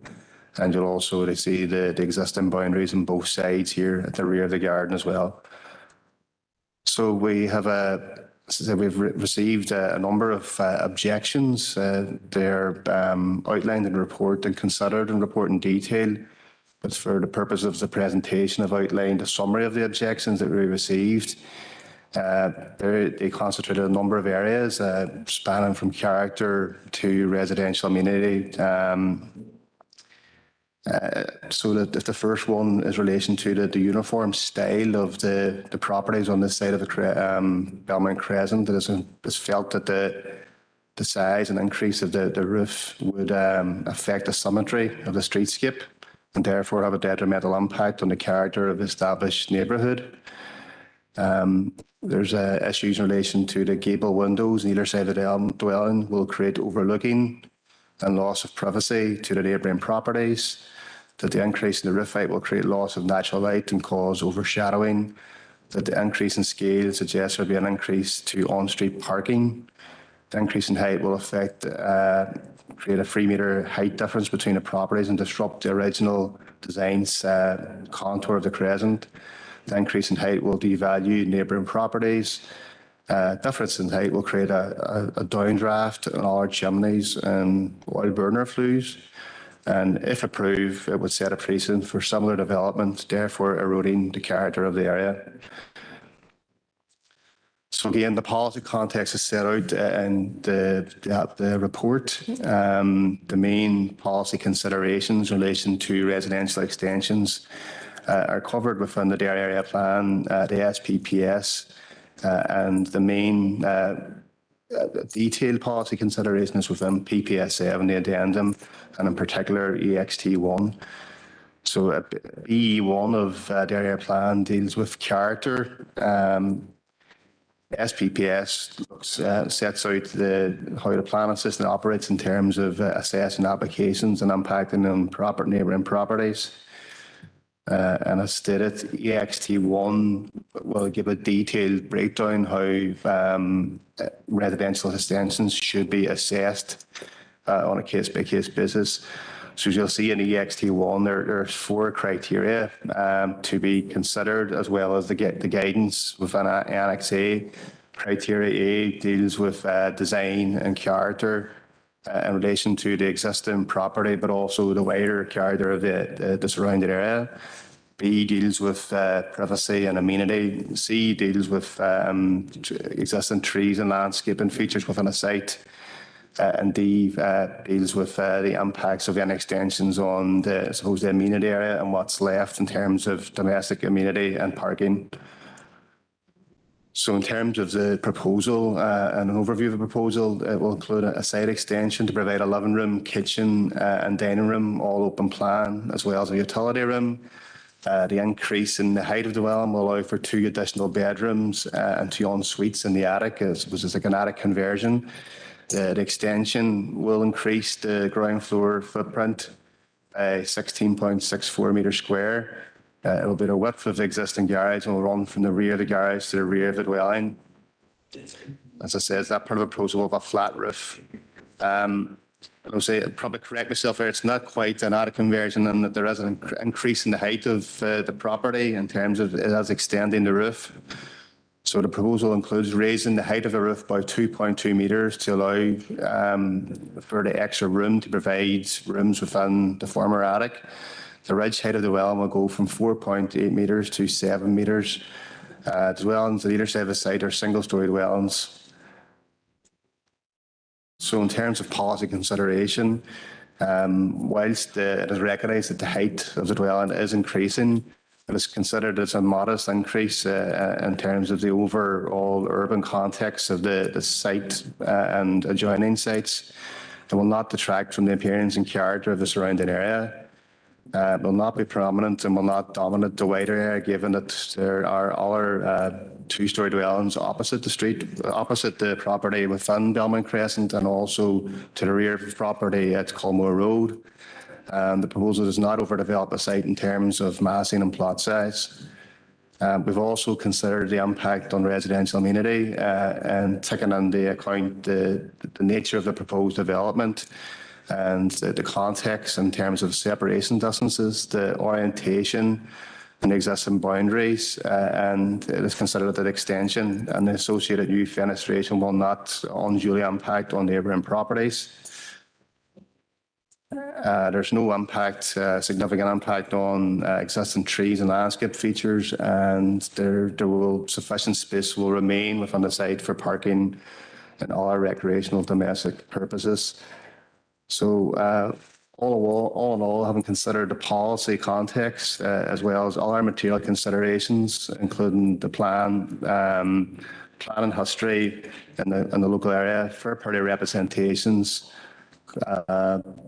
is considered the proposal does accord with policy, and therefore approval is recommended by officers. Thank you, Chair. Thank you, Malachy. Members, one speaker for you, and that is the applicant, Mr. Philip Sheeran. Mr. Sheeran, are you reading us there? Hello, I'm just checking my mic working. Well, we can hear you okay, I think. So, Mr. Sheeran, I'll give you the opportunity now to address the committee. And you've got 5 minutes to do so if you should choose to take the full 5 minutes. Over to you. Thanks very much. Thanks for taking your time to listen to me. So I'm the applicant, and I am joint applicant with my partner. So I just want to give a background on myself. My name's Philip Sheeran. I've lived within the current area for the last 20 plus years. So my mum and dad's house is 5 minutes walk up the road in Barnescourt.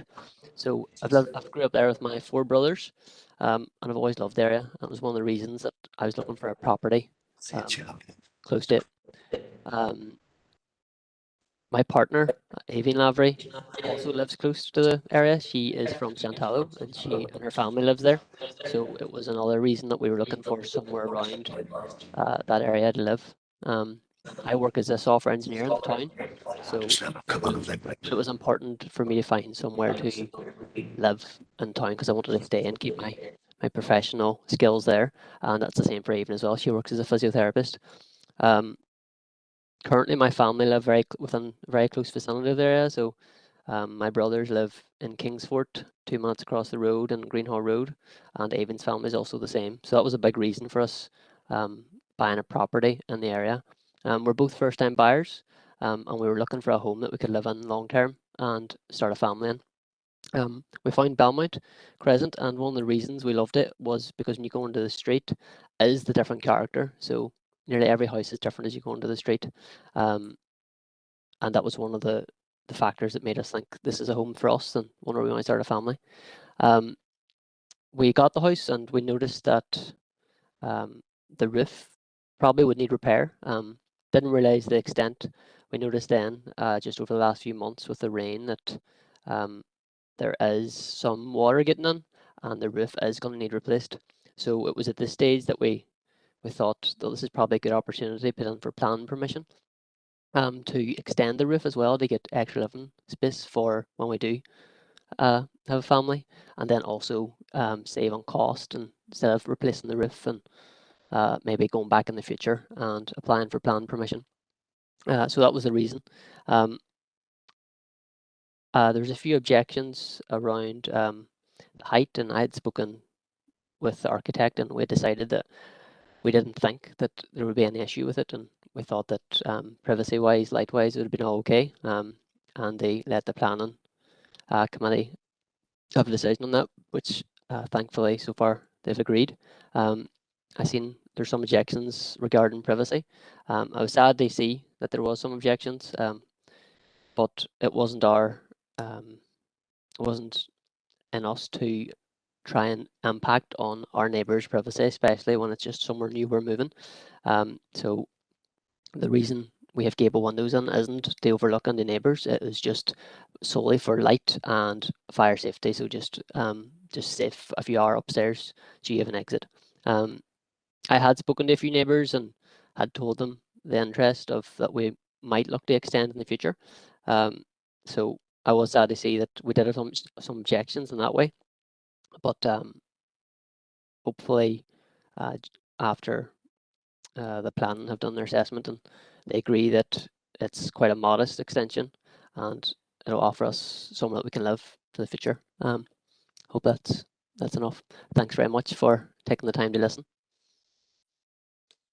Thank you, Mr. Sheeran. I just bear with us and hold there for a second. I'm going to open it up to members of our committee who might have some questions for you. So, members, again, over to yourselves if anybody's got any questions for Mr.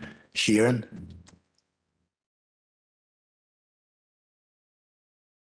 Okay, Mr. Sheeran, you can relax there. There's no questions for you.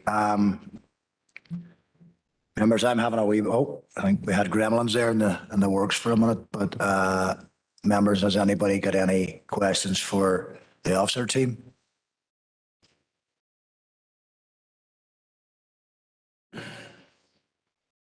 And again, no questions. So, members, a recommendation in front of you here for LA 11 2022 0853. And the recommendation is to approve. So, I'll put it out to the floor, Councillor Mooney. Yes, Chair, thank you for bringing me in. And I've listened to the officer and to the applicant there. I read the papers in the pack, and I can see that the officer has dealt professionally with any of the objections that have come in. So based on that, Chair, I'm happy to propose the officer's recommendation. Thank you. Thank you, Councillor Mooney, and seconded by Councillor Jackson. Okay, members, and again, so we have the proposal there to approve. Proposed by Councillor Mooney, seconded by Councillor Jackson. More if we could go through the vote.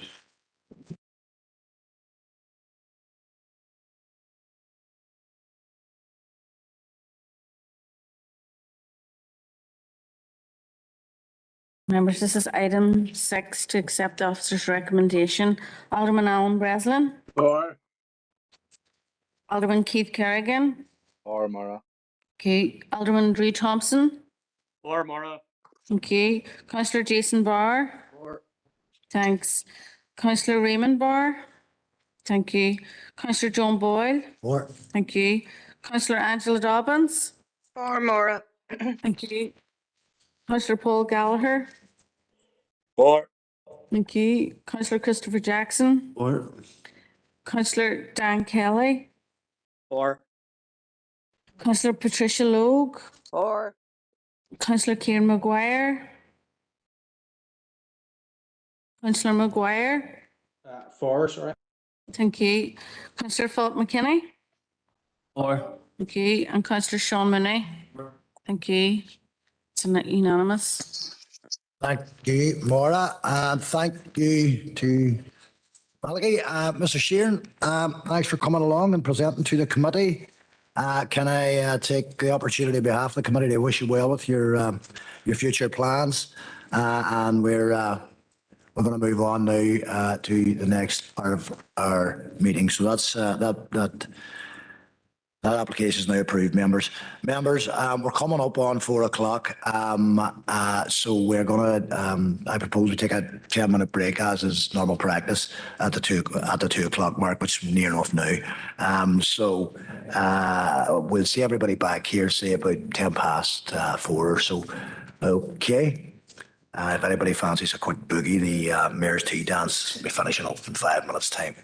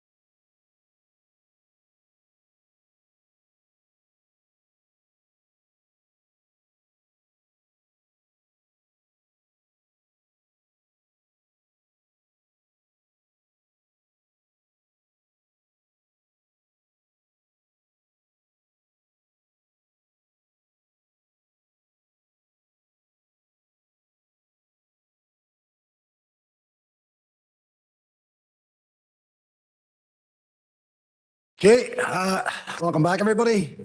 Moving on to our next item on our list for decision today, and that is item number 11, which is LA 11 2022-0181 /O. OC for 2 dwellings, etc. on the Highmore Road. And that is Suzanne, you're taking this one. Yep. Okay, so just pass over to you, Suzanne.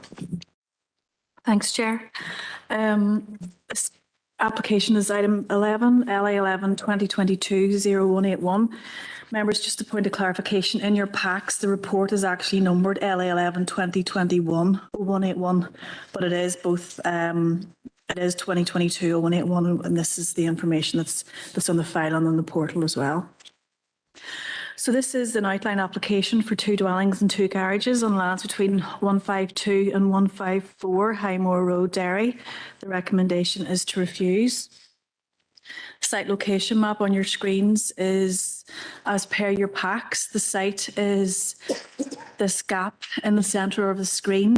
You can just vaguely make out the red line, and it's proposed for 2 dwellings. The aerial photograph of the application site shows it a bit more clearly.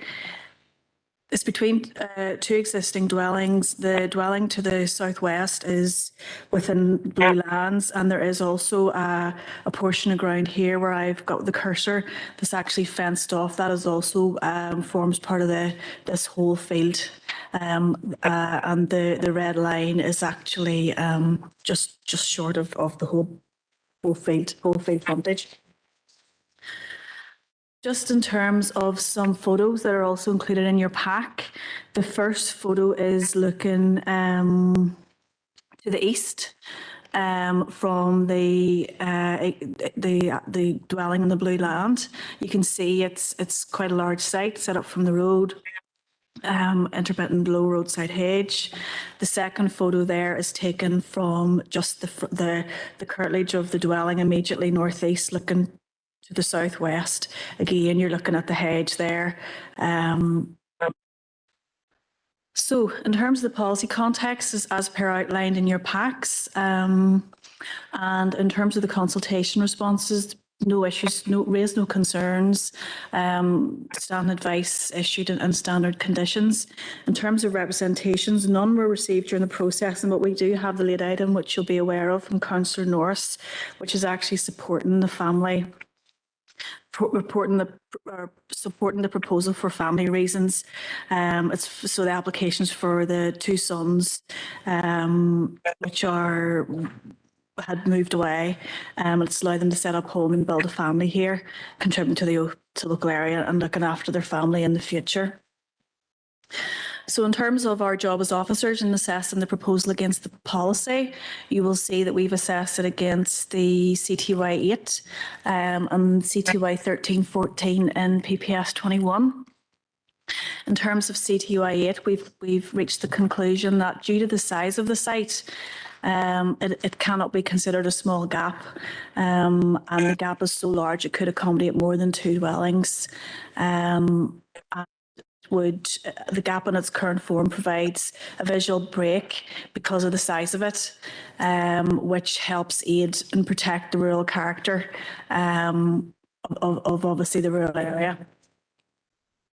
In terms of rural character, so obviously we're proposing that this adds to urban development and therefore and it's not an exception in the infill, and it would be contrary to CTY 14. In terms of integration, this is an upland area. There's not much up there integrating the dwellings on that Highmore Road.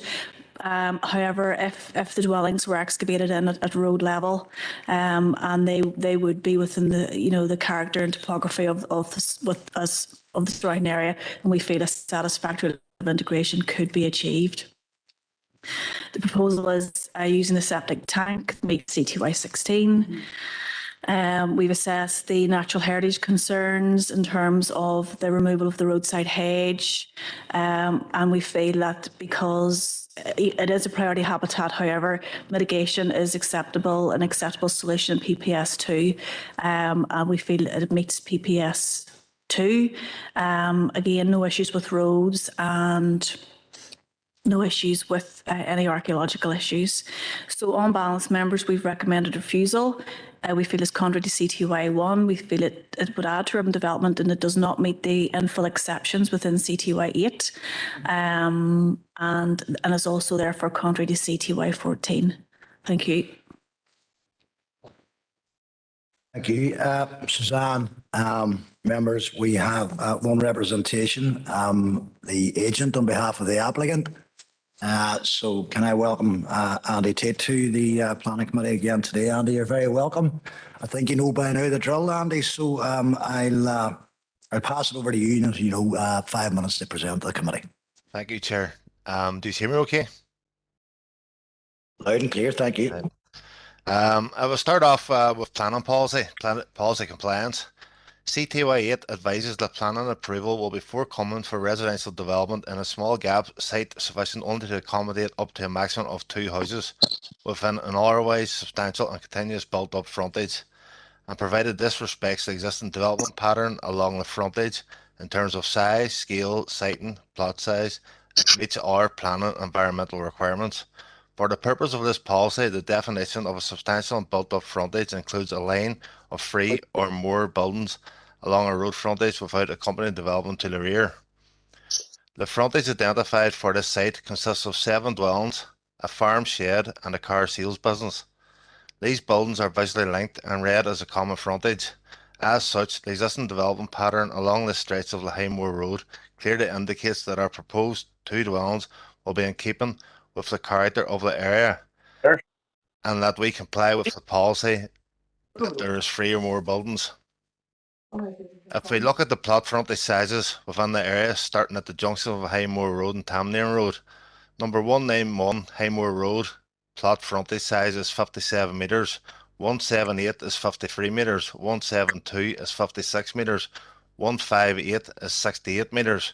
My client's property adjacent to the site is 62 metres.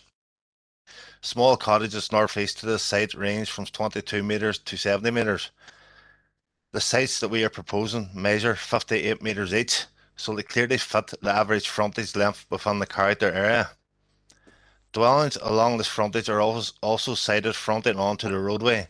The dimensions of a site allow the dwellings of a scale appropriate to the locality to be sited in order to conform with the typical siting pattern found within the area. If members look at the location map, these proposed sites are clearly within a built-up area and bounded by 2 roads. The existing rural area is characterised by a linear form of development. Most of the dwellings along the Highmore Road and in the immediate vicinity are situated on the roadside. No significant land manipulation is proposed in order to accommodate these dwellings at the site. The proposed sites are for my client's 2 sons who currently work abroad and wish to return to live in this area adjacent to their parents' dwelling. From the photos and maps in your pack, it clearly shows that these sites applied that there is a clear gap and there is continuous built-up frontage to accommodate 2 dwellings. Thank you for listening. I'm happy to answer any questions. Okay, thank you, Andy. Open it up to the floor, Councillor McKinney. Thank you, Chair, and thank you, Andy, for coming to the committee. Just one question. The two lads returning back from living abroad, is there any specific reason why they have to live so close to the family? Is there any people with disabilities, etc., or elderly parents that they have to look after? Go ahead, Andy. Thanks, Councillor McKinney. Not that I know of. This is the site, the ground available to the parents' home, and just they asked me to look at it, and my professional opinion meets the policy. So why not utilise it for the family?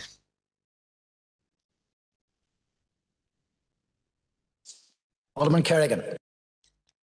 Thank you, Chair, for that, man. And thank you so far, Andy, for your comments there. Just in regards, can you just clarify again? I'm not just 100% sure on the what way it's numbered there. But the two sites that you're looking at there within the red line, they're approximately, did you say 58 metres each road frontage? And then is that the as I say, I know that as you're going towards the junction, some of those houses are quite small road frontage. But if you're coming further back from the junction, as in the two dwellings on the upper side, when I'm looking at it here, they would be, what did you say 62 was one of them, and was the other in excess of that? So that Yeah, well, they're all on rough average around the 60-metre mark, so there. Right. So it would be in keeping with the dwellings on that road. I know with and again when you go down to the carriage spots, so just seeking that clarification. Yes, they are. Thank you. Okay, thank you. Anybody else? Any questions for Mr. Tate?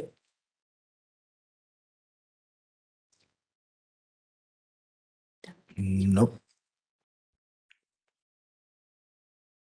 Thank you. Andy, if you just want to hold with us there. Okay, members. Any questions for the officers?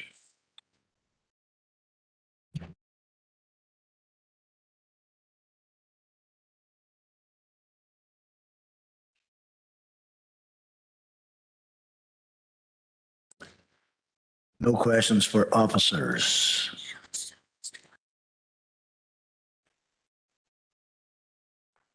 Suzanne would like to clarify something for your benefit. Members, go ahead, Suzanne. Thanks, Chair. Just to clarify a couple of points made by the agent. Just to be mindful, members, there is no requirement within the policy for an average plot size.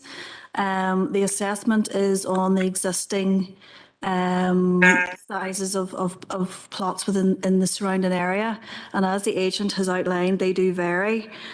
So there's no average plot size to be applied here. And the point that officers are making is that this site could take more than 2 dwellings, and the agent has indicated that, as we have also in the report, that the dwellings to the northeast vary from 22 metres to 70 metres. So, you know, there's a real possibility that you could easily have 4 dwellings, which would meet the character of the area, could be accommodated on this site. So just for clarification, there is no requirement for an average plot size test within the policy. Thank you, Suzanne. Okay, members. So in front of you, members, recommendation from our officer team is for refusal. So again, I'll open that up to the floor.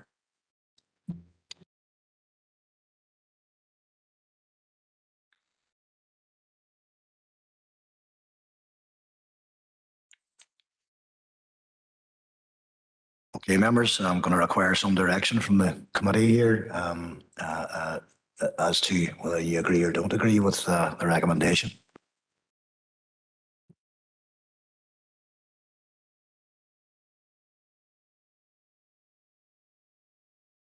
Chair, can you put up the refusal reasons there? Because as I say, I'm having real difficulty with my mod gov and can't get into my planning, so I just can't see the refusal reasons. Yeah, that's we'll do that. We'll put the. Can you see those okay now, Alderman Kerrigan? Yeah, thank you, Chair. Right.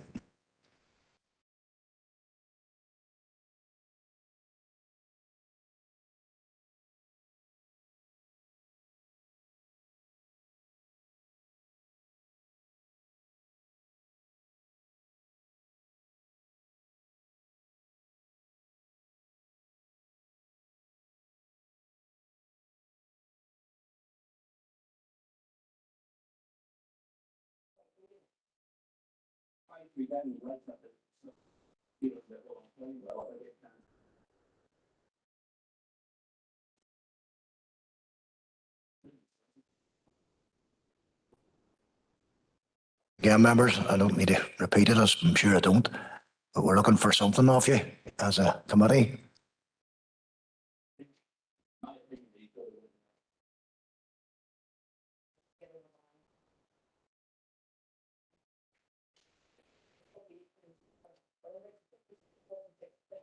Mr. McKinney. Can I ask a question to the officer? Is that possible? Right? Can I just go on to paragraph 13, 3, the proposal is contrary to strategic planning policy and statement CTY 14. PPS 21, and that the proposed development would create a ribbon development. And just on that note, I thought ribbon development had to be quite close together and strung out. That's my interpretation of it. And not strung out, whereas these will be two large sites with just two houses on it. So I would say that to me is not a ribbon development. Perhaps I'm wrong. I'm not a planner. Okay, through the chair. So what we're saying is this actually adding to ribbon development, okay, that there's clearly existing dwellings out there. There's existing line of buildings, especially the northeast, right? We're not disputing that. What we're saying, the policy then requires us to look at, is it a small gap? And it is not a small gap. A ribbon development is not the same as substantially built up frontage, okay? But the issue here is that it's actually going to add ribbon development, and ribbon development is detrimental to rural character, which is why we have used CTY 14. The second reason for refusal there just relates to that it would add ribbon development, and it's not. It's not an infill exception, but there is linear development along the road out there. There's no doubt about it. But the gap is too large. It will accommodate more than two houses, and the policy allows a maximum of two houses. And members will recall the assistance provided in a judicial review decision in May last year, whereby we are required to take those steps in assessing, take those steps very clearly in assessing applications for infill. CTY 8 is a policy to prevent against excessive ribbon development. Thank you, Suzanne. Okay, members, again, recommendation from the is for refusal. Going to need a proposal of some sort.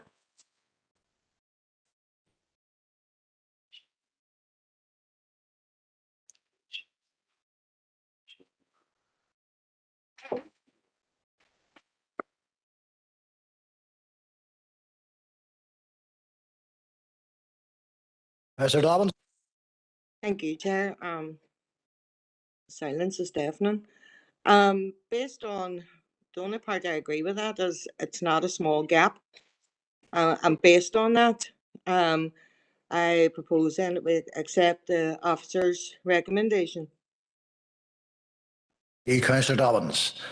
Okay, members, Councillor Dobbins is proposing we accept the recommendation to refuse. Obviously, that requires a seconder, and then we'll have to go to a vote. Anybody willing to second that?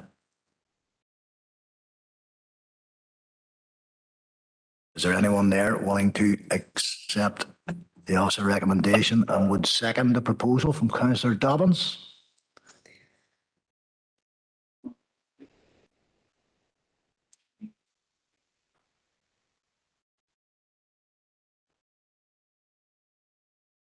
I'm afraid I don't have a seconder for it, Councillor Dobbins, and I haven't got anybody telling me anything else. Members, we appear to be at a logjam situation here. In the event that there is no proposal, Alderman Breslin, are you trying to get through to us? Because I'm kind of hearing something, but I'm not sure what I'm hearing. No, I'm not. You're not? Okay, thank you. Okay, members, in the absence of any proposals at all, I'm proposing we move on.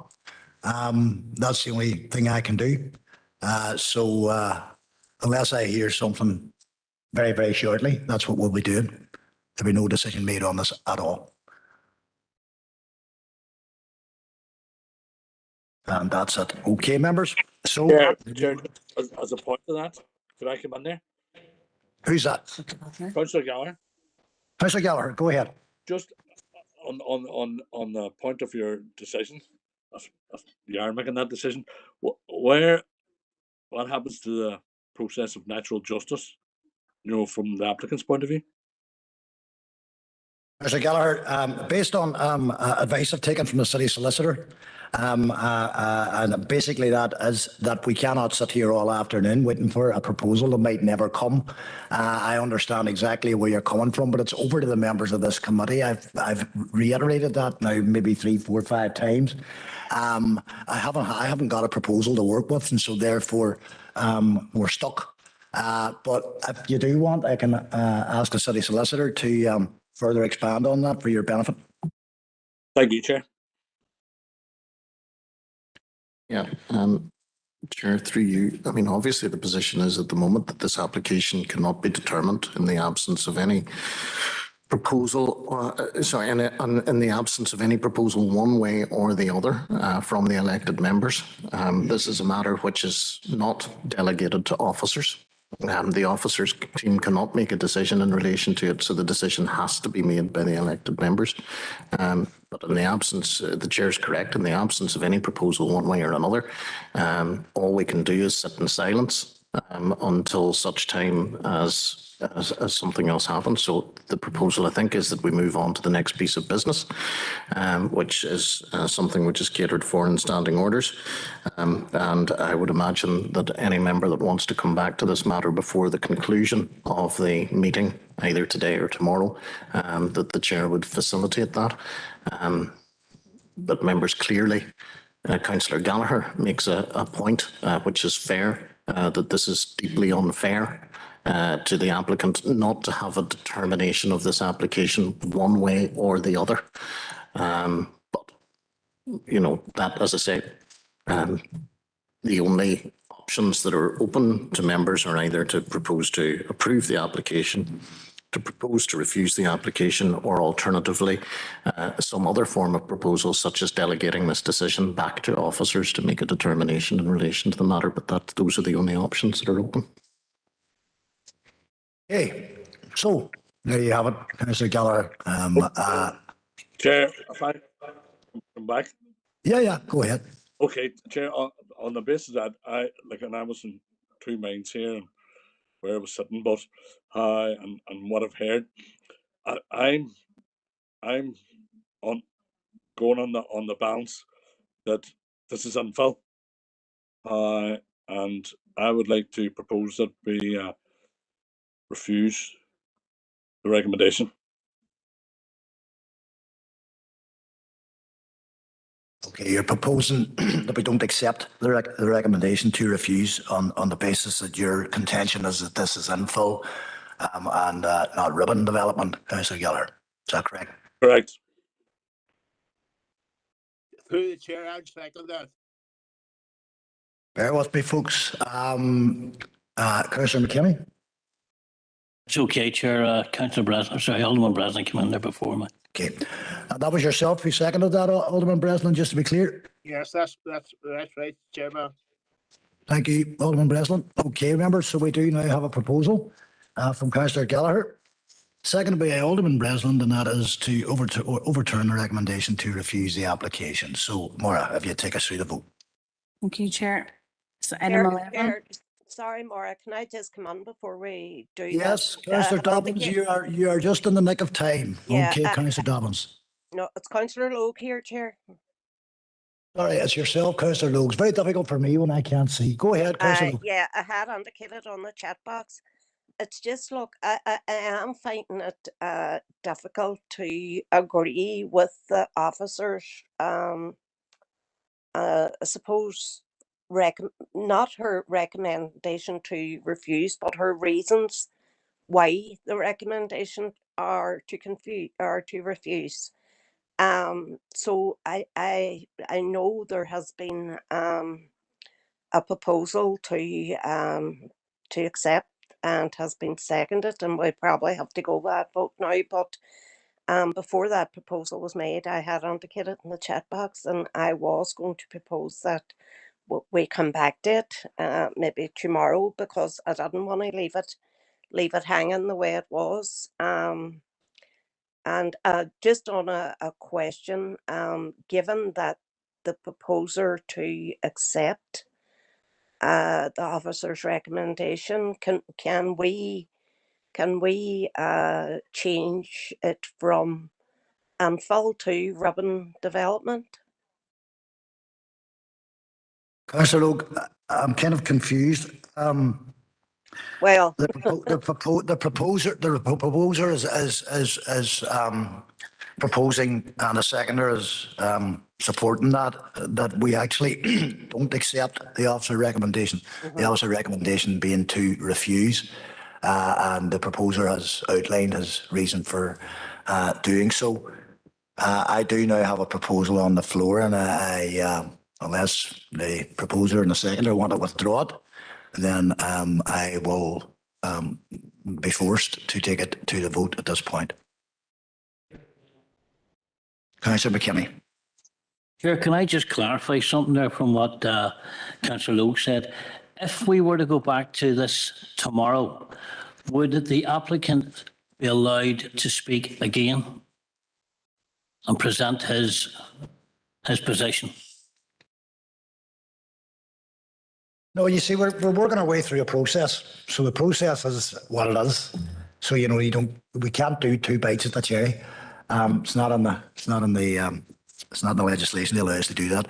So look, again, there is a proposal. Just a point of order, there is a proposal on. Go ahead, Councillor Gallagher. Thank you, Chair. Just as a point of order, there is a proposal on the floor that has been seconded. Yes, Councillor Gallagher, and I have people coming in on top of me here, and I've pointed it out to them. So, and to be fair to people, I afforded them the opportunity to address it before we went to the vote. But we are now going to the vote, members, unless I hear different. So I'm now asking Maura, Head of Planning, to take us to that vote. The proposal is to overturn the officer recommendation.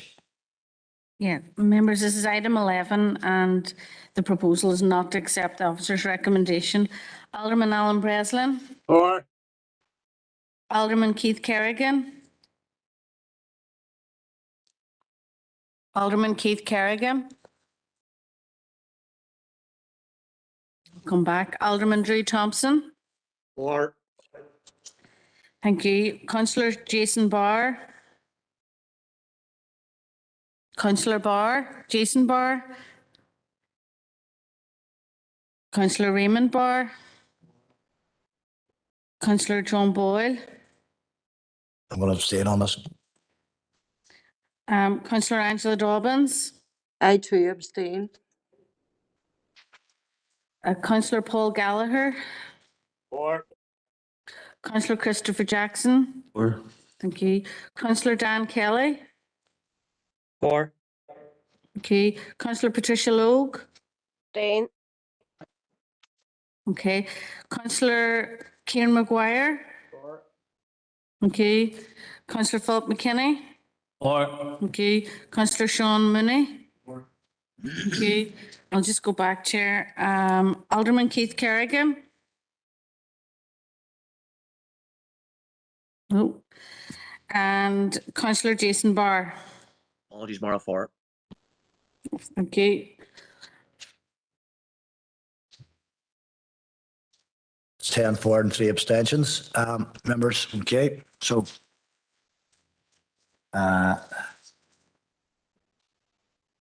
moving along to the next item, which is item 12 in the pack. LA 11 2022 0280/O. Again, a proposed gap site for a dwelling at Curry Hill Road, Strabane. And the officer presenting that item again, Suzanne, it's yourself.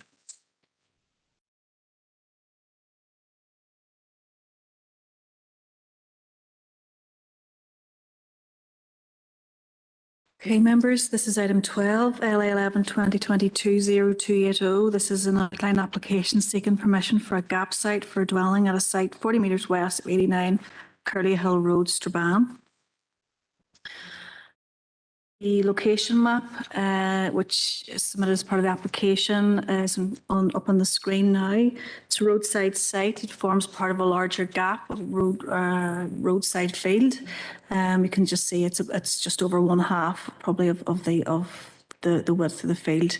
The land immediately to the east is undeveloped. There are a number of dwellings along the road. one to the east and a number of dwellings to the west.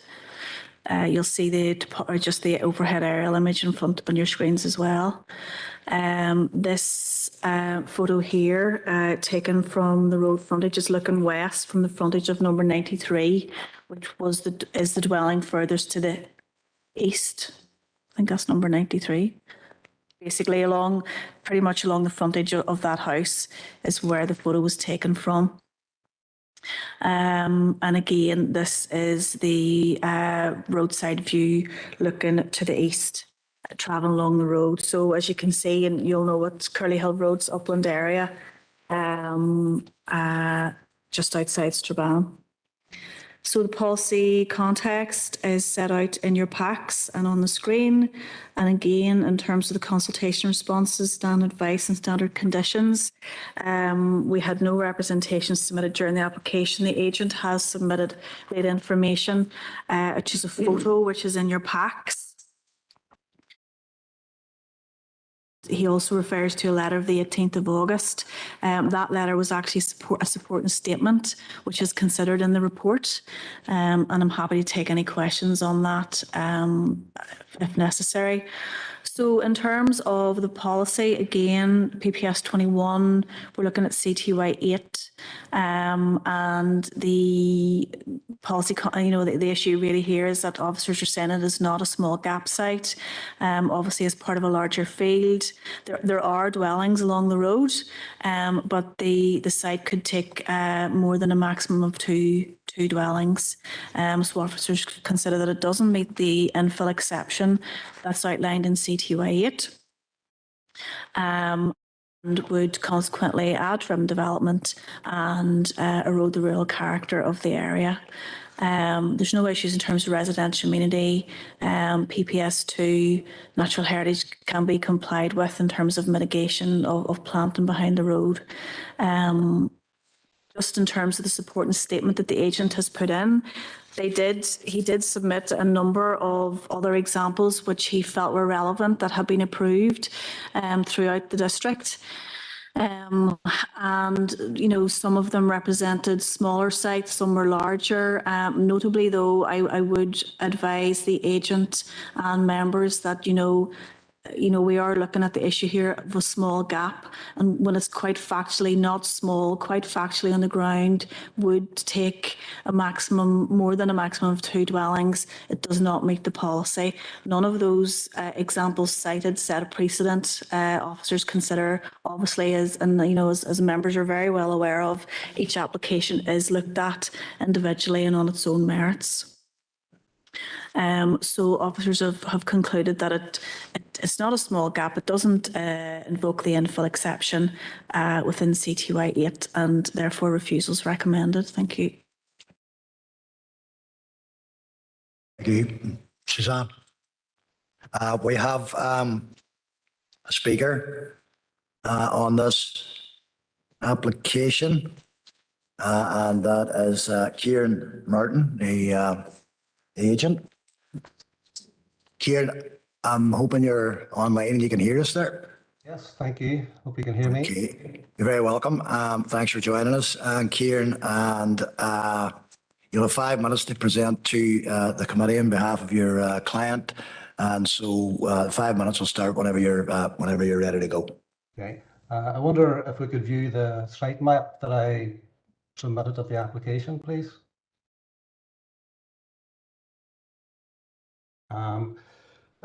Thank you. The CTY 8 states the provision should be made for the development of a gap site to accommodate no more than 2 houses within an otherwise substantially built-up frontage of 3 or more buildings. The gap in this instance shares a common frontage with 9 other buildings. It is visually linked and is of appropriate size to accommodate 2 houses only. You can see there's room for 2 houses, but the applicant at this time has only applied for 1, just to limit his expense, and hopes that he would be able to utilise the remaining site for family members sometime in the future. I wonder, do you have my context map?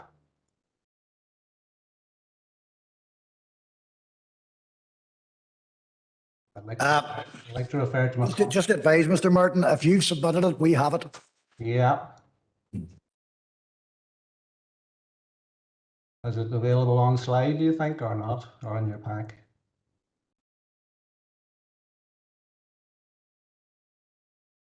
Afraid that wouldn't be technically possible at this late stage, so if you could. Right, okay.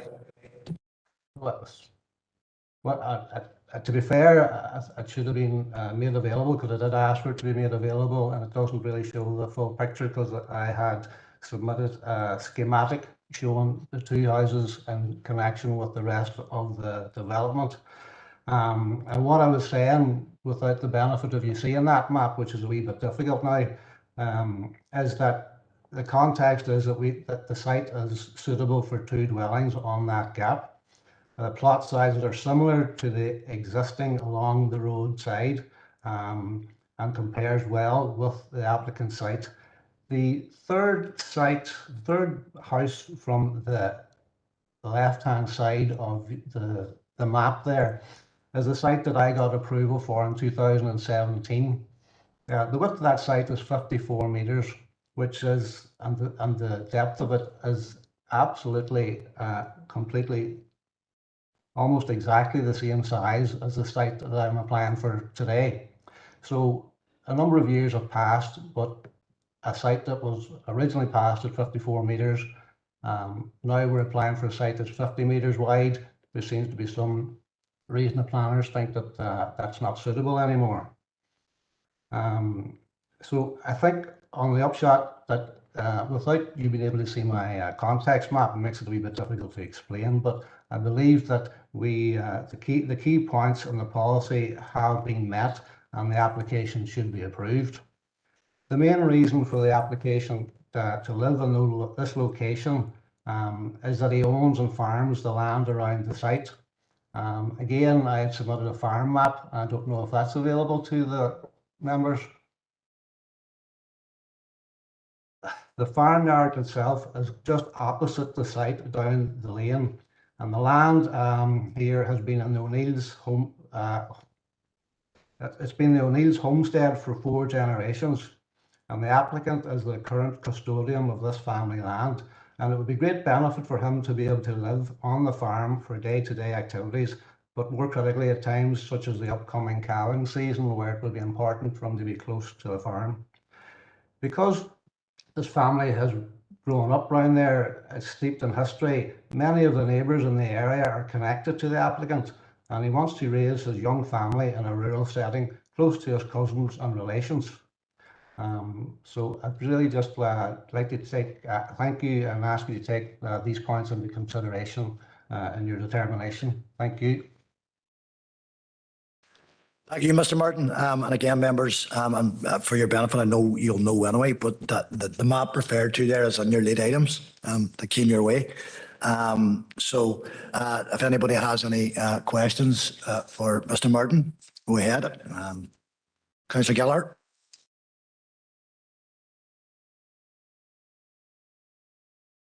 Thank you, Chair. I have to work around all these buttons on the side pad. Just, Kieran, just the question, and I'm not sure of what you were hinting at, but do you see when you see sites 83, 84, and 85, and then you go to site 93 and you work back 2 sites, those would be of very similar size, 3 sites on one side and 3 sites on another. Absolutely, that's correct. It's looking like nearly to the inch. So yes, it wouldn't be uncharacteristic of the area. Is that what you're saying? That's correct. Yeah. In fact, you know, there would be no negative or also environmental features on and around the site. I think the application would positively contribute to the area, consolidate and enhancing the character. I mean, the sites are all of a similar size. The houses along that road are of a similar size, and I think that this proposal would fit in with that as existing. Thank you. Thank you, Councillor Gallagher. Thank you, Mr. Martin. Any other questions for Mr. Martin? Councillor Ravenbart. Hey, Mr. Martin. When you're talking there about the applicant farms the land up here, Are you in a position to say how many times a day he would have to travel up and down there?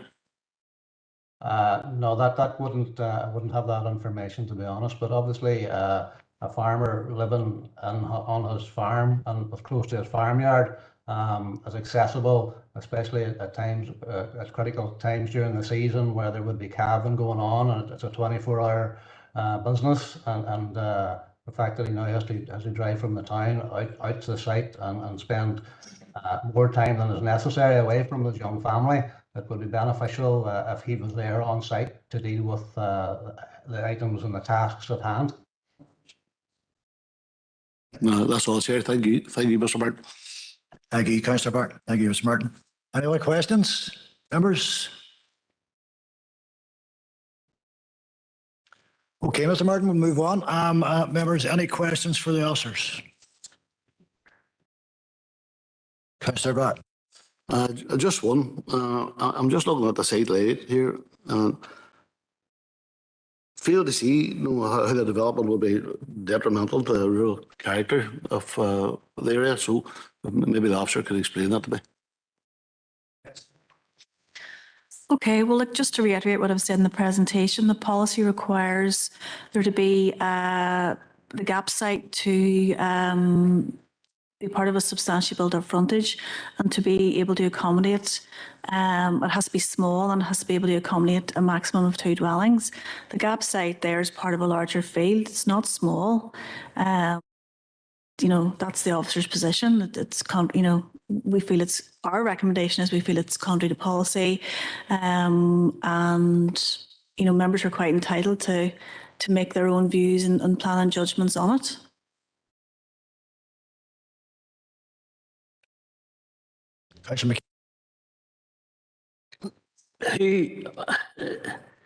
Who determines the size of a small gap and what isn't a small gap? You know, is it down to your, as planners, your interpretation of it?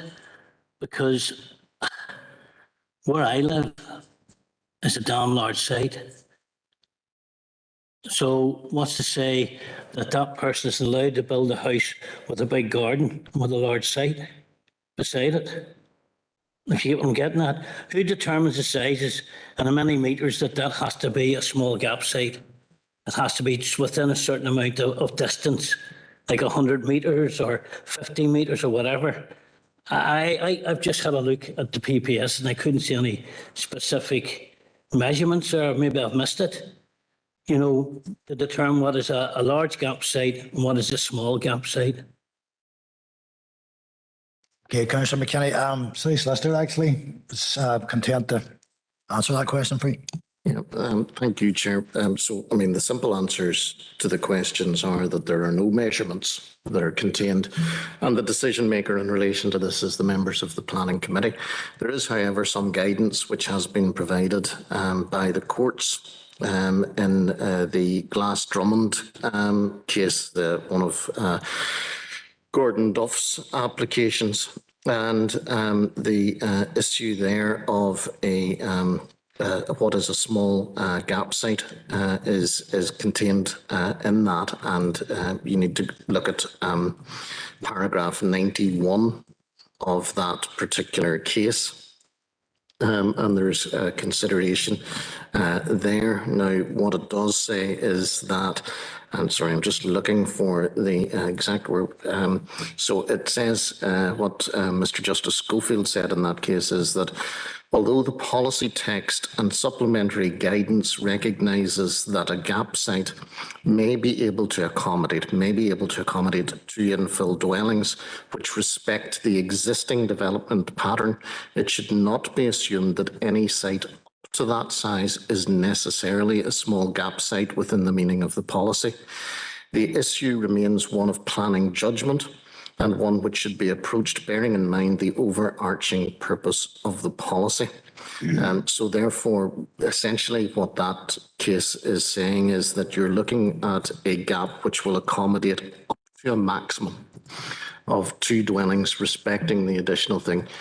But it may, a gap site which could contain up to that may still be too large, is essentially what he is saying. but it's a matter of planning judgment, and therefore the decision makers in relation to that issue are the members of the planning committee.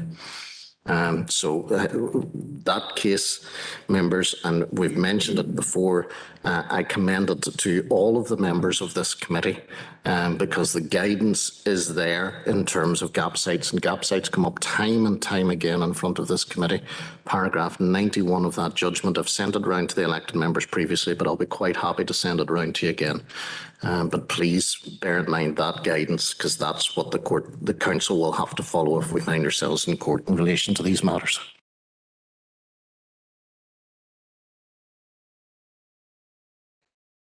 So basically, it's down to personal judgment on behalf of the planning committee, what each person within the planning committee feels. Hello? Is a relevant distance. Yes, I mean, planning judgment is that. You have to form your own judgment in relation to that. I mean, obviously, when all of these questions, the exercise of judgment must be reasonable. So, I mean, it would clearly not be reasonable if this gap was in the region of 800 metres for us to turn around and say that could accommodate. That's a trite example. You know, appreciate that's a trite example. But, you know, you've got to look at the site and take a question of planning judgment in relation to that. And provided that you're content that you could stand over that and say that that decision is reasonable in relation to the matter, have bearing in mind the character of the area, the court will be slow to overturn that. But the court is also quite clear in that, in this case, it's quite clear in the Glass Drummond case that this is a restrictive policy and should be interpreted restrictively. Okay, thanks for that. Hello, Chair. Hello, Chair. Sorry, Mr. Martin, your opportunity at this point. Back on that judicial review. Sorry, Mr. Martin, no, you can't. The protocol here is very strict. Your opportunity to speak to the committee has passed. So we're still on questions to our officer team here, Mr. Martin. Okay, anybody got any other questions for the officer team?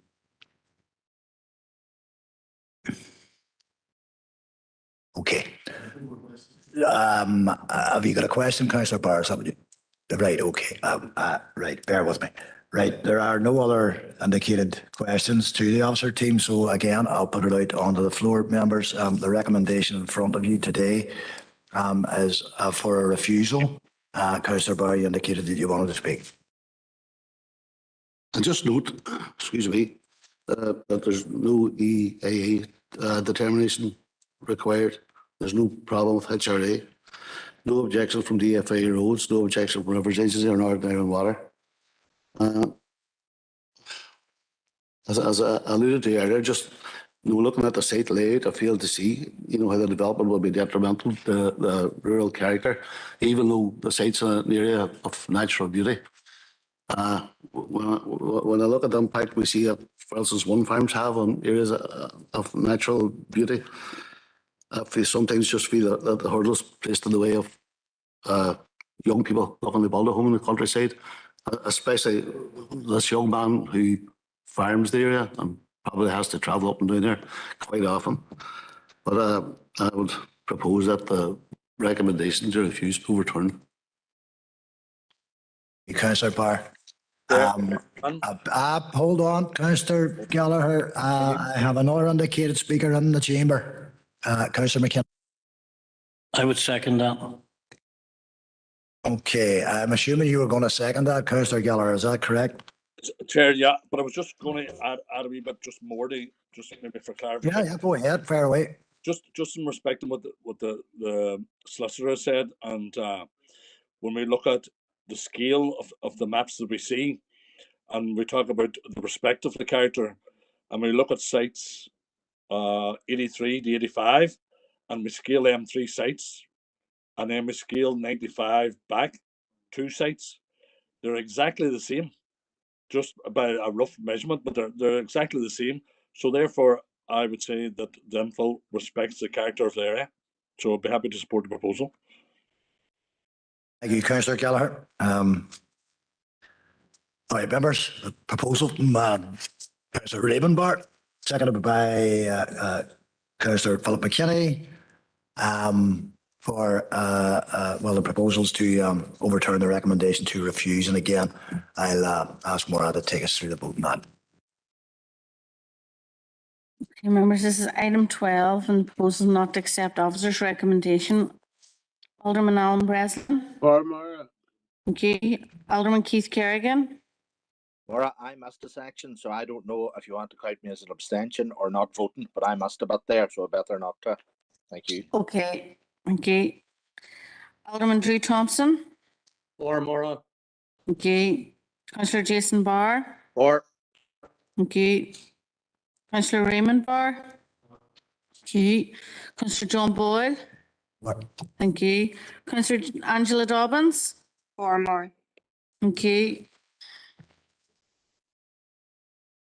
Councillor Paul Gallagher. Or.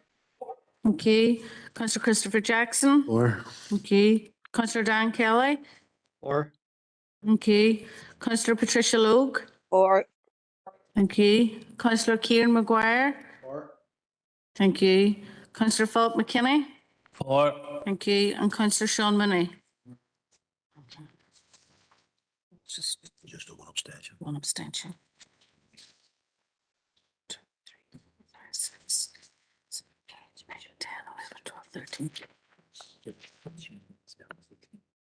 It's 13 with one abstention for the proposal. Okay. Right, members.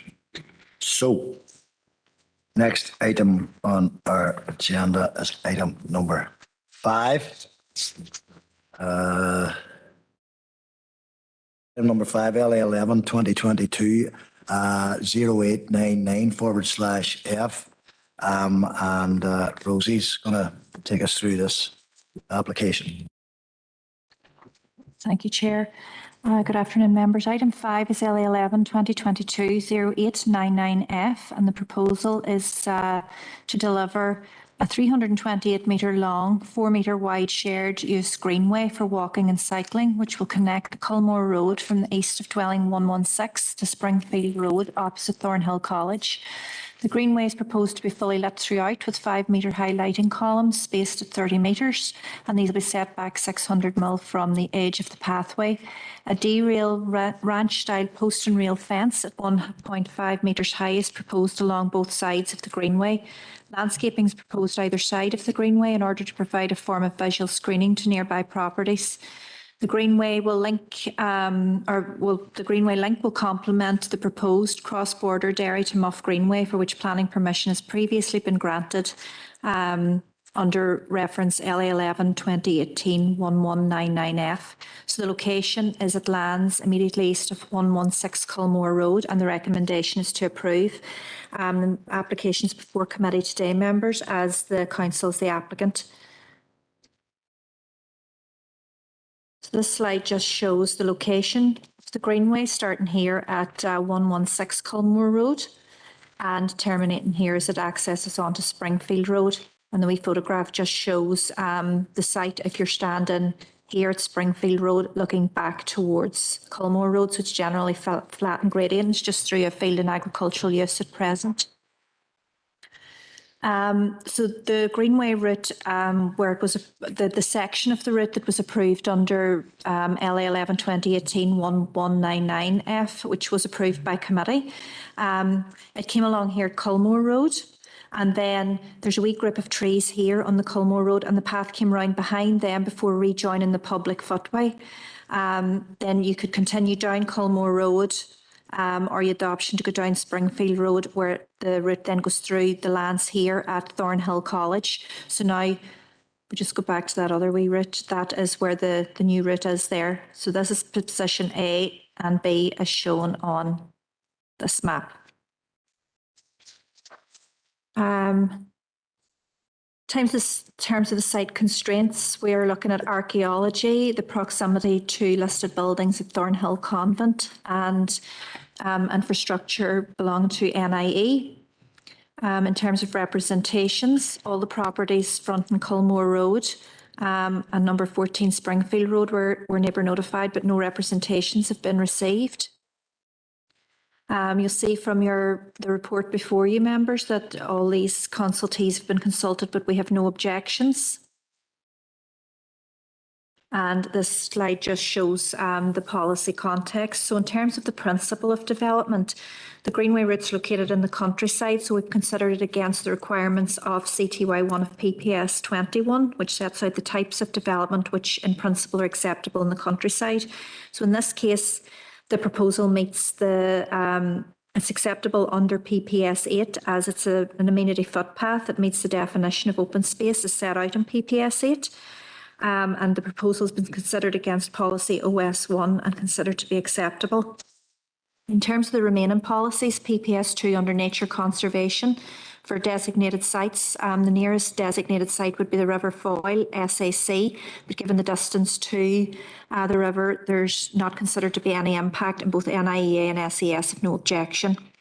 There's a requirement to remove hedging on along the Springfield Road to provide visibility space, and NIA are satisfied that given the amount of hedging to be removed, there'll be no significant impact on protected or priority habitat. However, they recommend that any hedge removal takes place between August and March, which will be outside the bird breeding season. In respect of road safety, it's proposed to provide access control gates where the path meets the Springfield Road and Culmore Road. So basically these slow the progression of users back onto the public footpath at Culmore Road and here the public road onto Springfield Road. There's also the requirement, as I said, just to remove hedge on either side of the road as it accesses onto Springfield Road, which will give pedestrians and cyclists better visibility for any traffic coming along Springfield Road. So DFI Roads were consulted and they are satisfied, subject to condition, and they also state that the maintenance of the path remains the responsibility of the council. In respect of any users who may have mobility issues, and this is considered under policy AMP1 of PPS 3, the path is generally flat, so it should be easy to use, and it'll be lit as well, so it should be easy to see along it in the evenings. In respect of cycle provision, which is considered under AMP8 of PPS 3, it's a requirement that safe cycle access is provided, and as stated, this was assessed by DFI Roads and found to be acceptable. It's also a requirement the cycle links to existing or programmed cycle networks where they adjoin the development site. And as stated earlier, this is part of the approval, or this will link into the approval under LA 11 2018 1199F, which was the Culmore to Muff routes. Again, just as shown on this slide between A and B there, if the approved routes either side of that. In terms of archaeology, the site's near the prehistoric settlement of Thornhill, so there's a high potential for archaeology to be found, so there's conditions recommended in respect of that. Built heritage, although there's a number of listed buildings at Thornhill, HED are satisfied there's sufficient distance away from the paths to not be impacted. In terms of visual impact, it's a fairly flat gradient field, so there'll be no real visual impact, and there'll be planting which will help provide screening. In terms of residential amenity, the issues we've considered are lighting along the path and noise. So in respect of lighting, the paths, it's a fair distance away from any of these properties on Culmore Road. The lights will have to be optically controlled to ensure there's no glare or spill from them. And the landscaping will help, ameliorate any lighting impact that might be experienced. In respect of noise, whilst the path will probably attract more users to this particular area, which run to the back of these houses, there's sufficient distance from the houses that we don't consider noise would be a significant impact. So as set out in the report, the proposal's been considered against the various requirements of these policies, and we've taken into consider the consultation responses received, and approval then is recommended. And for the reasons there are the conditions set out in the report before you, members. Thank you.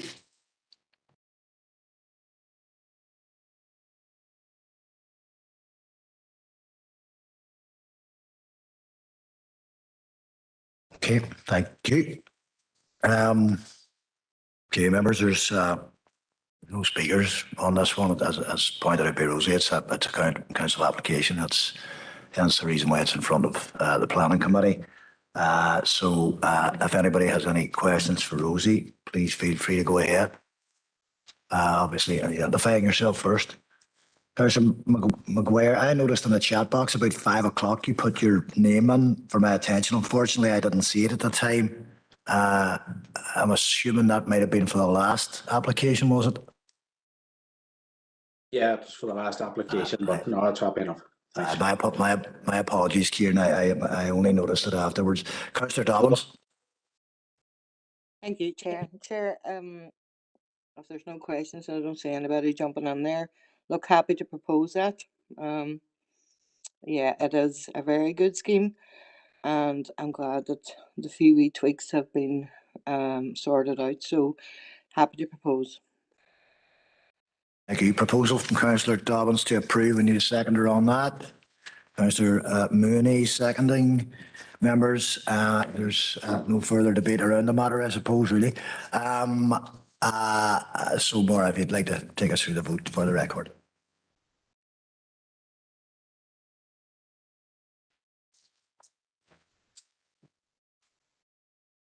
Thank you, Chair. This is item 5. Members, proposal to accept officer's recommendation. Alderman Alan Breslin. For. Okay. Alderman Keith Kerrigan. Alderman Keith Kerrigan. Alderman Drew Thompson. For Maura.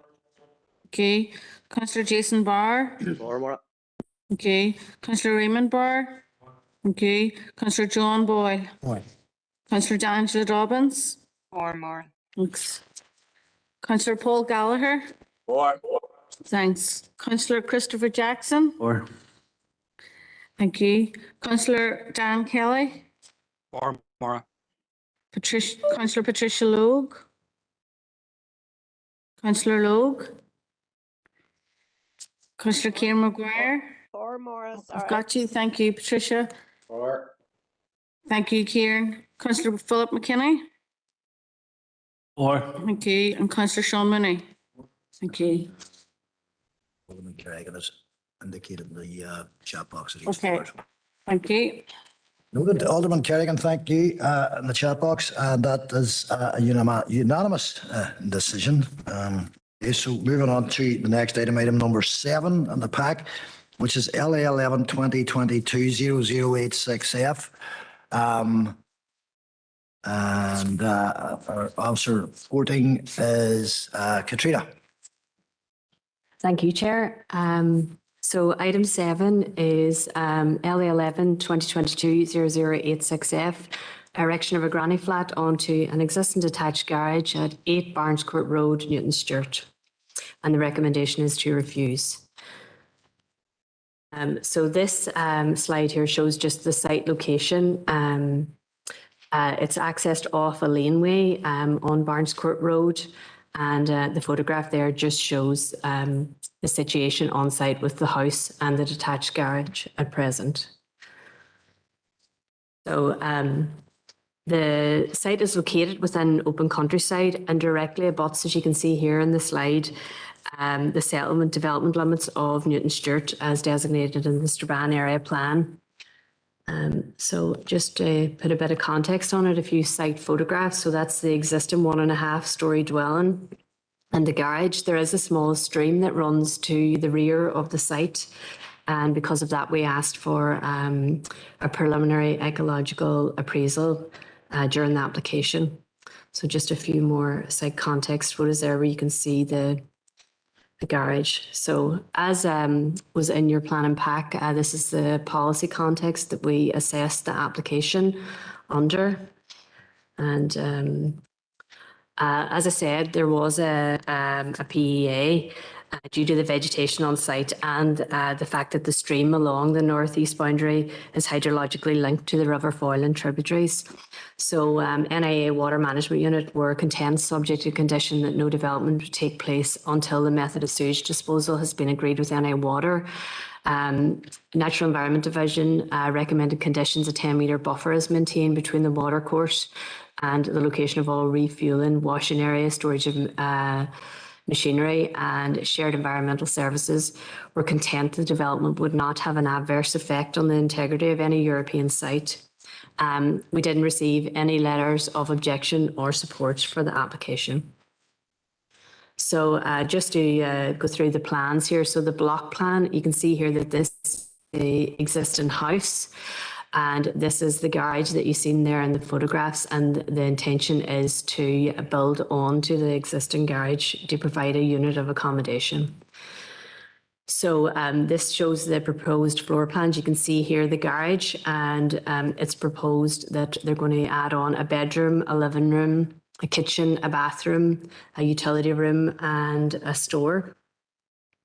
And you can see here on the plans there where the existing garage is, and they're amending that slightly and adding on there. So in terms of policy EXT1, within PPS 7 addendum, there is separate consideration that has to be given for ancillary accommodation. So paragraph 2.9 requires that ancillary accommodation has to be subordinate to the main dwelling and its function will be supplementary to the use of the existing residence. Annex A49 advises ancillary accommodation should be designed to demonstrate dependency on the existing residential property with limited accommodation, shared facilities, and should be physically linked internally to the host property, in this case, the main house at this site. Paragraph 2.11 and Annex A49 are very clear that the planning authority needs to be satisfied that the proposed accommodation will remain ancillary to the main residential property and that they cannot viably operate on their own, and this will not be acceptable. And paragraph 2.10 states the construction of a separate building as self-contained accommodation within the curtilage of an existing dwelling will not be acceptable unless a separate dwelling would be granted permission in its own right. Especially because this is in the countryside. So in terms of, we've looked at the application and you can see in your report, so we've set it out that the development is not considered ancillary accommodation supplementary to the use of the dwelling. It's not physically attached or internally linked to the main dwelling. The accommodation within the granny flat includes its own living room, kitchen, bedroom, bathroom and utility room and does not share facilities with the existing dwelling. The proposed accommodation is self-contained. There's no element of codependency on the main dwelling and it can operate and function as a separate unit of accommodation independent of the main dwelling. So with this application, we had gone back to the agent and advised, that on the policy EXT1, and we did say to them, the preference would be that you would extend your dwelling. Would you look at that? Or do you have special personal and domestic circumstances? This is in the countryside. Did you want to apply under PPS 21, CTY 6 instead? The agent didn't want to do that, didn't want to submit any plans, and they asked, could it be brought to committee? But they did submit this personal and domestic circumstances. There was a letter from the agent and there was a letter from the GP. But the planning authority did not consider that there was enough evidence for us to warrant having a separate unit of accommodation. So as a result of this, we've recommended refusal contrary to policy EXT1, and that the proposed development would result in a separate unit of accommodation that can operate independently, contrary to paragraphs 2.8 to 2.11 and paragraph A49 of Annex A. Thank you. Thank you, Katrina. Members, no speakers again for this one. Any questions for the officers? Councillor McKinney. Thank you. Thank you for the presentation. I actually read the addendum there about the having to be linked with the building, the main building, to really justify it being a granny flat as such. If the applicant were to have a covered walkway even across from the main building to the granny flat, would that be constitute as a link with the main building? Councillor Kenny, that's not what's in front of us today. And I think we need to be careful that we are applying the policy on what is submitted to us. The applicants and the agents clearly didn't take on the advice in terms of policy interpretation. I appreciate where you're coming from, but it's not, I think, appropriate for us to, you know, in the absence of any other evidence being put forward. I think that's my view on it. Maybe Maura has a different view on that, but that's my position. Thank you, Suzanne. Alderman Kerrigan. Sorry, Chair. Thank you very much for allowing me in. Again, as has been detailed there, you've went through it and you have tried to work with the agent, but there's been maybe a lack of working. Would that be maybe fair comment? Would that have been able to be worked under CTY 6 in regards to the doctor's letter and under PPS 21? Again, when I've looked at that, onto that, you know, you've kind of hit all those points there, and it is difficult because it's effectively a standalone unit. It isn't subordinate to the main dwelling house. If it was linked to the dwelling house, it would be acceptable. Is that the case? I know that's not the case, but I'm asking the question if there was a link to that. I suppose that Councillor McKinney has stated, but at present it's not. And if it was under CTY 6 under PPS 21, if it had been put under that, would there be a stronger case to try to do it, or are we just not content with the medical evidence? Yep, thanks, Chair. So there is no link, okay? And as I said to Councillor McKinney, I don't think it's appropriate for us to resolve that ourselves in the absence of any other amended scheme. In terms of CTY 6, there are other policy criteria included within CTY 6 that have to be met, Councillor Kerrigan, so I don't think it's as simple as saying, look, it will be okay under CTY 6. We would need a planning application. It's a new application, it's a new fee. There's other issues there in terms of roads and also issues in terms of amenity that we would have to consider. I mean, Katrina's outlined quite clearly the policy in terms of, you know, an annex. So we have taken this as far as we can, we feel, in under the current policy. Thank you, Suzanne. Any more questions for Katrina or Suzanne or anybody else? Chair. Councillor Gallagher. Thank you, Chair. What I was going to ask is there maybe the potential around how, if we were looking at possible material considerations, right, and an assurance that this application is subordinate to the main dwelling and that it strengthens the auxiliary.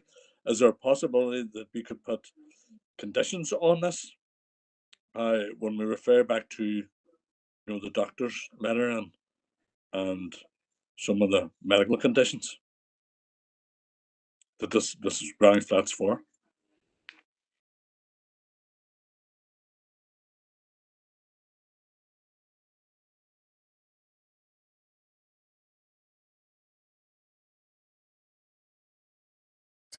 Well, look, Councillor Gallagher, it's been pointed out to me that, you know, you would only be adding conditions whenever you've actually got a proposal in front, and at the minute we don't have a proposal, so I'll hold fire on that one, I think, until we finalise the deliberations around it, and then if it goes a particular way, I'm sure conditions could be added.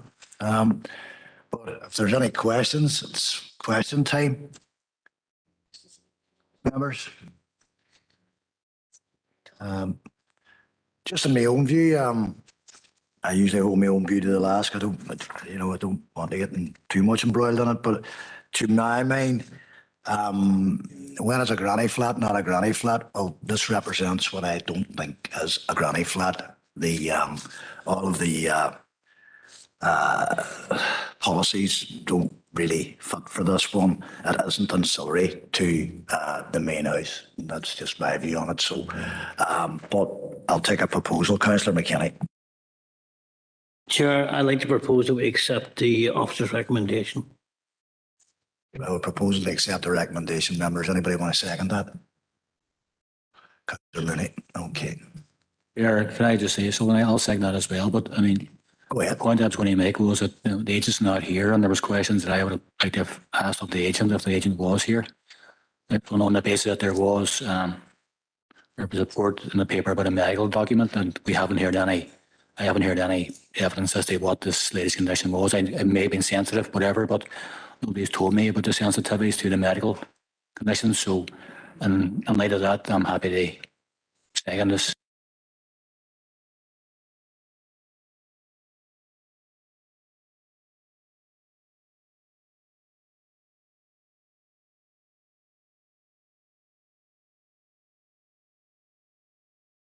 Okay, so we have a proposal seconded, proposed by Councillor McKinney, seconded by Councillor Mooney, and that is to accept the officer recommendation to refuse. So again, I'll ask the head of planning to take us through that vote.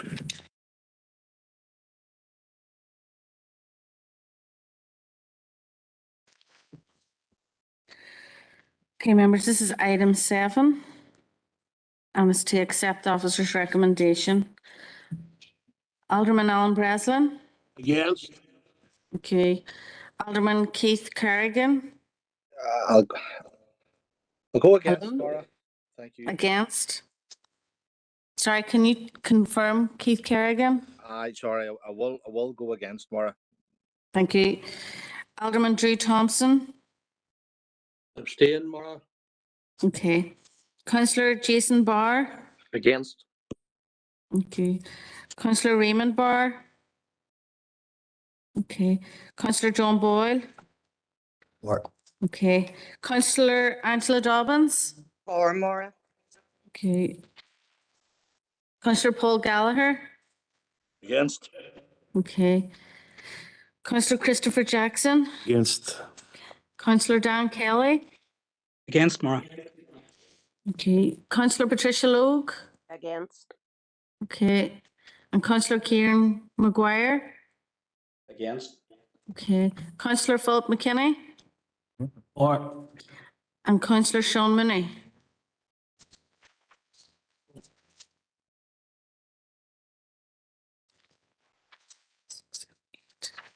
It's 5, 8, oh. That's 5-4, 8 against, and 1 abstention, I believe. Yeah. Okay, members. So, to move this forward, so obviously the recommendation was to refuse it. So, in the absence of being able to do that, I'm going to need a counter proposal from somebody. Chair, I've indicated Councillor Maguire. Councillor Maguire, yes, go ahead, Kieran. Chair, at this stage, it's obvious I don't agree with the officer's recommendation. There's a couple of issues there. To me, it meets with 2.7 of PPS 7, people with disabilities, just for those who don't have it in front of them. The department will give a sympathetic consideration to proposals where an extension or alteration is required for a person with a disability or whose mobility is otherwise impaired. If imaginative and innovative design approaches are fully explored, the department believes it is generally possible to provide a satisfactory solution in line with the policy. The specific needs of a person with a disability are, however, an important material consideration, and exceptionally, the policy criteria may be relaxed to meet those needs. So that's, my reasoning for that there. There's also a part in number 2.9, and it states should normally, could find it here, in the second paragraph, such additional accommodation should normally be attached to the existing property and be internally accessible from it. So it's that statement should normally indicates to me that this no, it's not purely status quo, that it's always linked through a tunnel or a hallway or whatever, and notwithstanding that, it is linked with the same water supplies, it is linked with the same electric, same sewage, and also the same garage and storage.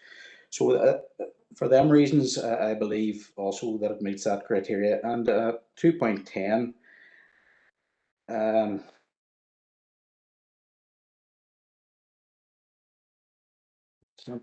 Just can't get the part where I wanted anyway, Chair. But basically 2.7, I believe, and also believe that overrides EXT, if the A49 EXT1, A49 of Annex A. That I believe that overrides that, as well as that, the Strabane area plan, where less restrictive policy in rural areas, 123.2.1, Chair. So for them reasons, I would ask that we do not accept the officer's recommendation to refuse. Chair, Councillor Jason Barr here. Happy to second that proposal. Okay, thank you. So we do have a proposal from Councillor McGuire, seconded by Councillor Jason Barr. I do note that Alderman Kerrigan, your name is on the chat box there. Are you still looking to speak? No, Chair, no, I'm kind of content enough. I was going to see, was there any scope? I see a proposal made. I was going to see, was there any scope in the officers going back to the agent to see could anything be done? But there's a proposal on the floor. Thank you, Chair.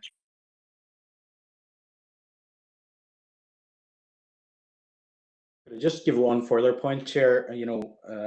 The design that's given, and given the rural context where, I suppose we don't want to see any new development in the countryside, which is, I suppose, what the planning policy was designed for. But given that, this design avoids that massing, because you're actually utilising a building that's there, like extending over that. So. Okay, thanks, Councillor McGuire. Suzanne did indicate that there was some clarity that she wanted to bring to this before I put it to the vote. I think we'll have that clarity. Thanks, Chair. It's just in relation to in section 2.11 of the policy, it says where permission is granted, it will be subject to a condition that the extension will only be used for ancillary residential purposes in connection with the main dwelling and not as a separate unit of accommodation. Okay, members. So you're still proposing that, Sir McGuire, are you? Yeah, I believe what I have stated, Chair. 2.7, as I say, deals with that, and also the Strabane area plan 123.2.1, and as well as that, it is still utilising the same benefits as the house. Same supplies, sewers, electricity, water, and sharing the same storage garage facility.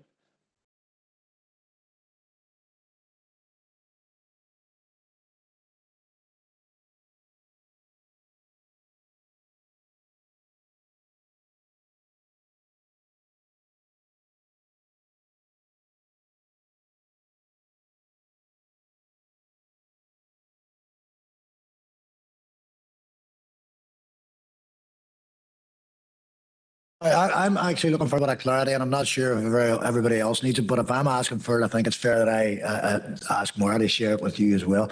Okay.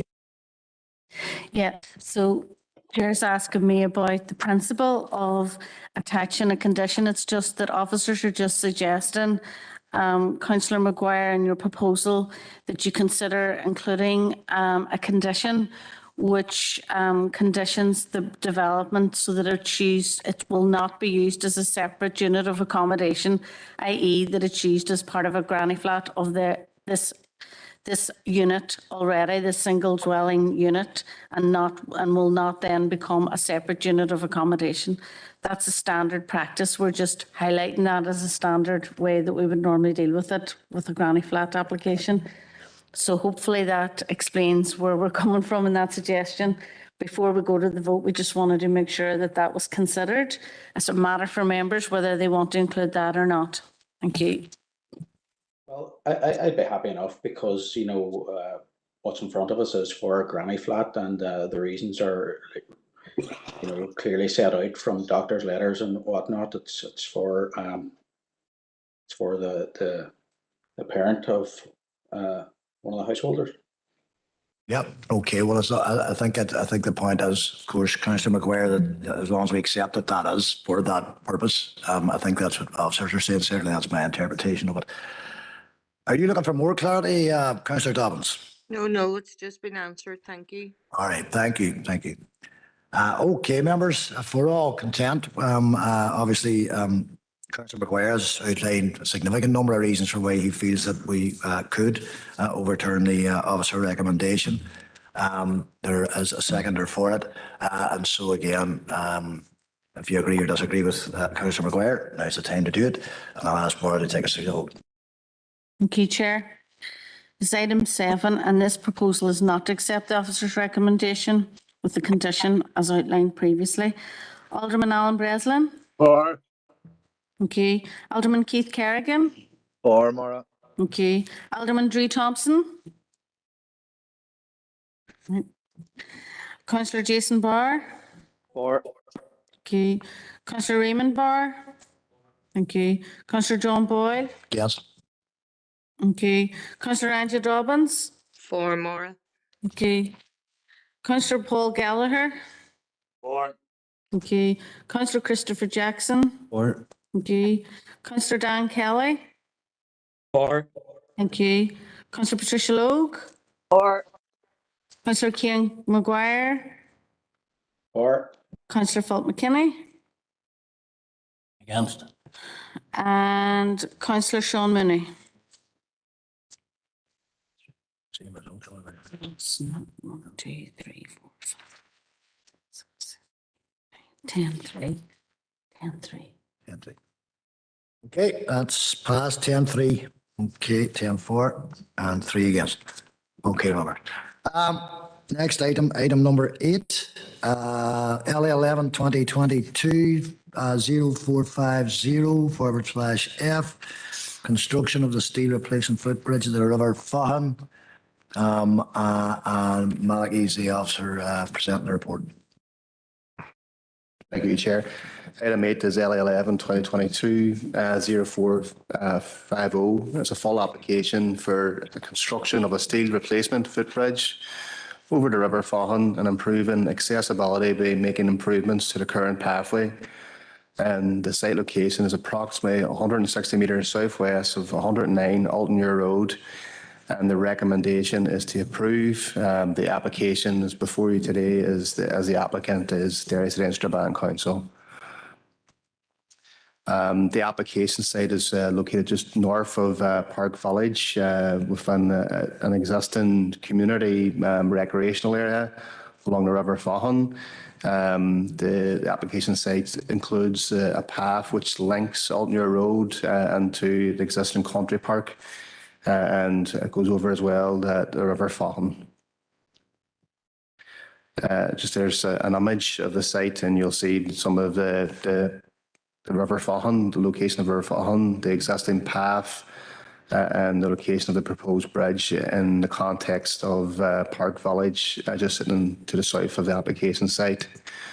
And here's a view of the site from the north. Again, this is Alton-Muir Road up here. The path is going to link down along the trees. The River Faughan's down along this area and links into the existing country park at Alton-Muir. So just to give you an idea of the bridge that was there before, and it's my understanding it was washed away during the flood incident and a number of years ago.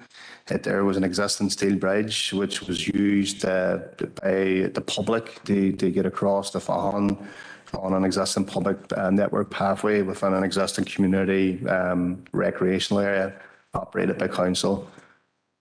There's another few images of the previous footbridge, and I'll give you an idea of the footpath also, which is to be upgraded as you come along to the location of the new footbridge.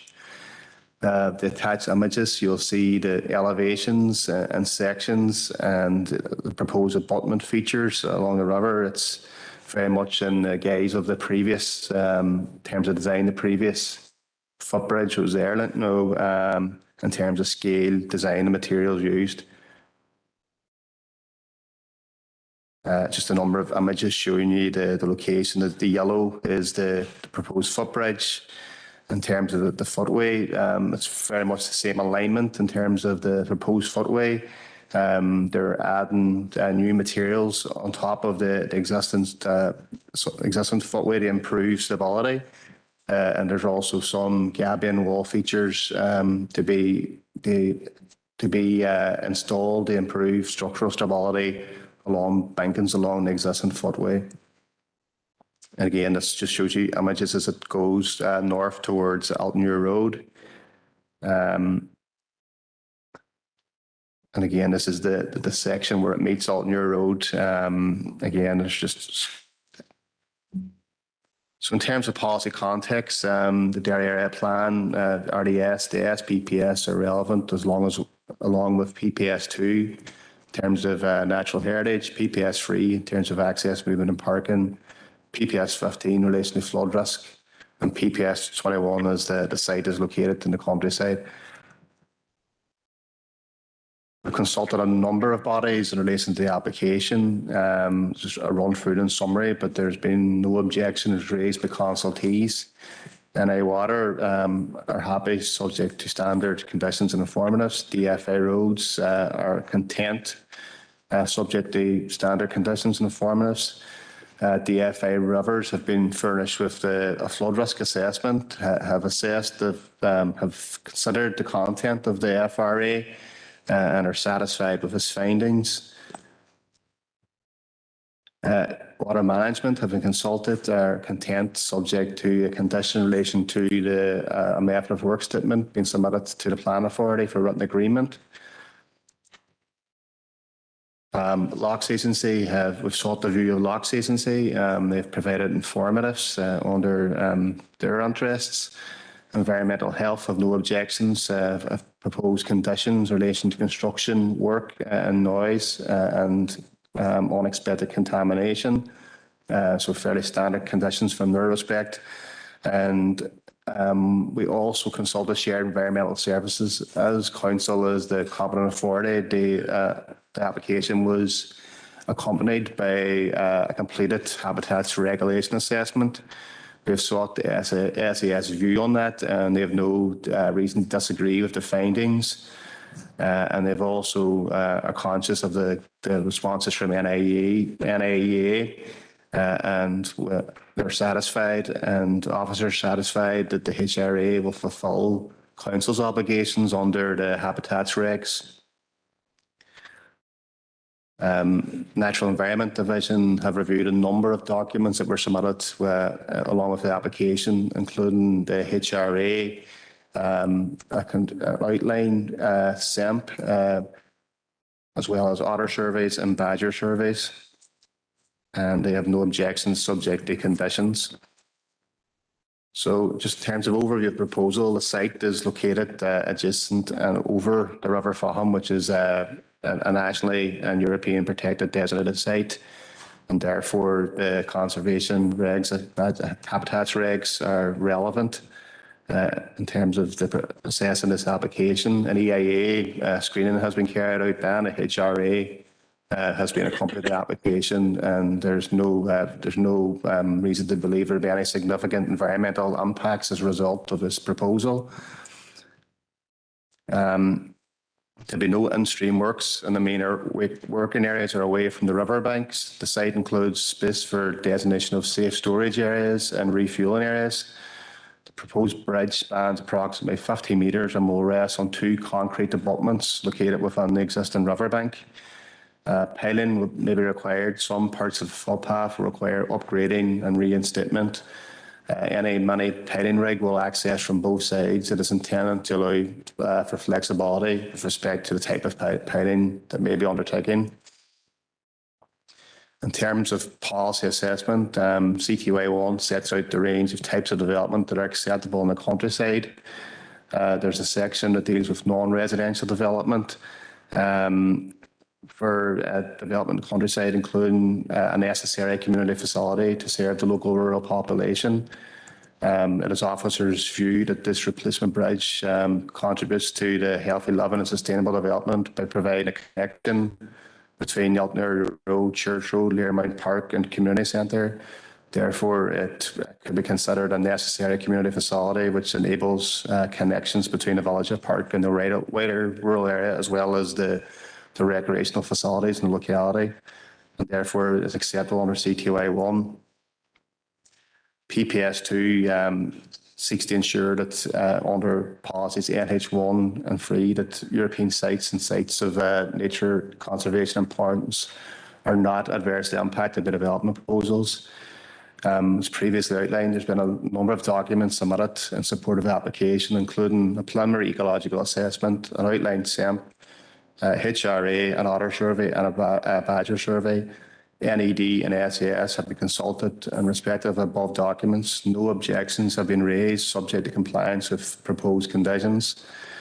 As accepted to the submitted documents demonstrated to be no significant impact on the river fawn, otters, badgers, trees and birds subject to compliance with conditions relating to final approval of SEMP, including aspects related to piling, landscaping and pollution prevention methods. There's no issues in relation to PPS 3. DFA roads noted as an improvement. There's no significant issues in relation to residential amenity, subject to best practice and conditions be complied with in relation to noise. Given the location, PPS 15 is a material consideration. There was a flood risk assessment submitted with the application. It's considered that this is a replacement footbridge. It is within the floodplain that is considered that is an exception within FLD1 of PPS 15. The findings of the FRA that the flood extents are not increased outside the site area. And therefore, DFA rivers have no reason to doubt the technical findings in the FRA. They have taken into consideration the proposed levels of the bridge and they've made recommendations in terms of condition, which officers have accepted and included in the recommended report. And Rivers Agency have advised that health and safety measures in relation to potential flooding are a matter for the planning authority to assess. Officers are reviewed that this is a replacement dwelling and that an informative accompanying any decision would be adequate. You know, where seeking counsel, they have signage, they advise the public of a potential flooding at the location. So overall, having considered the policy context and all our material considerations, officers recommend that approval is considered subject to the proposed conditions in the officer's report. Thank you, Chair. Thank you, Malachy. We've got an indicated speaker in the chat box, Councillor Jason Barr. Thank you, Chair. Flavian, let's just keep it short and sweet, just Chair, just to make a proposal that we accept the officer's recommendation to approve the application. It's great to see that this application has come forward today. I'm sure it'll be of great happiness to a lot of the people around there to see this bridge reinstated. Thank you. Okay, is there anybody who actually wants to ask a question of Malachy? I mean, we have a proposal, but Councillor McKinney, you're looking to ask a question? I am indeed, Chair. Yeah. It's just a clarification, Malachy. You see in the old photos, there's 1, 2, 3, 4 steps up to the bridge. I take it that's being replaced with just a ramp for people for accessibility with disabilities.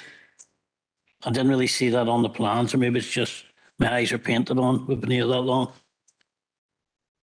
Yeah, it's my understanding that there's like a level access being provided in terms of the gradient. So the pathways, the levels will change. So you're coming on a level access. Councillor Gallagher.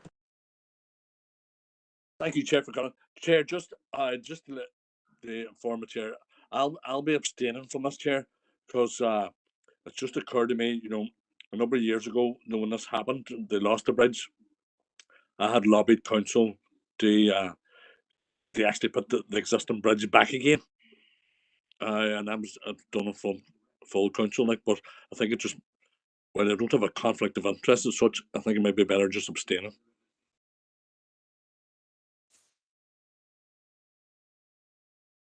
Okay, Councillor Gallagher, I mean, in my view, you know, we're all here to do a particular job in planning, but we're all here to do the other jobs that we're expected to do as well. It's entirely up to you whether you want to abstain or not. So I'll leave that with you. But I don't, in my view, you know, if I go and do one part of the job, then there's other parts of it. You know, okay. I'll leave it up to you, Councillor Gillen. Through the chair. Sorry, who's that? Alan Breslin. Alan. Okay, go ahead, Alan. I second that. So.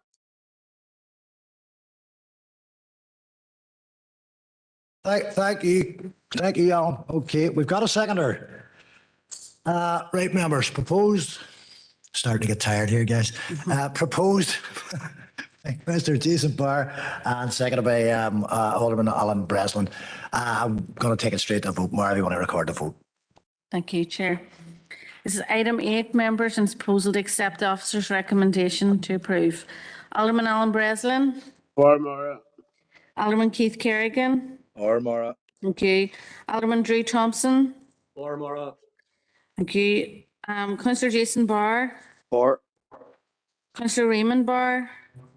Councillor John Boyle. Councillor Angela Dobbins. For Maura. Councillor Paul Gallagher. Abstention. Abstain, yeah. Yep. Councillor Christopher Jackson. For. Councillor Dan Kelly. For. Councillor Patricia Logue. For. Councillor Kieran Maguire. Councillor Kieran Maguire. Councillor Philip McKinney. For. And Councillor Sean Mooney.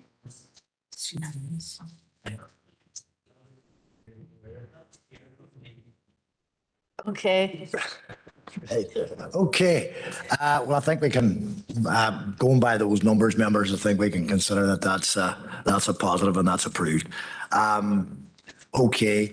Item number 9 next, LA11 2021/1080 Public Rail Improvement Works over at Clooney Terrace. And Malachy, you're going to do that one again. Go ahead. Thank you, Chair. Item 9 is L11 2021 1080F, and it's a public realm improvement works, including footpath enhancements along Clooney Terrace, new surfacings to lands within All Saints Church of Ireland grounds, including alterations to existing railing and wall arrangement, provision of new cannon display area, street furniture, heritage trail pathway, new boundary railings and associated soft works. It's located at lands north of All Saints Church, Clooney Terrace, and the recommendation is to approve. And again, this application is before committee due to the applicant being Derry City and Strabane Council. Maybe familiar with the application site. Is located at the junction of Clooney Terrace and Bonds Hill, just on the waterside area. It's just north of the All Saints Church of Ireland. It's a currently open space, and you're probably aware of the cannon display area that's already sitting at the top of the site in the north there. So here's a photograph to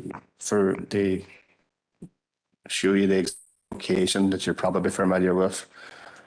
And again, the image is not too clear here, but it's probably better in your packs. But the application site is proposed in 2 areas. There's a pathway trail at sort of towards the church end, a public realm area towards the north top end with the can display area.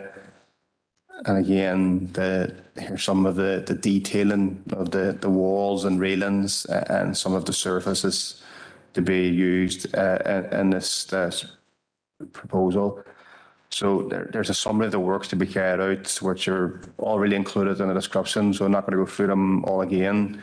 But I suppose the overall idea is to have like a kind of pocket park, money public realm area within this urban built-up area.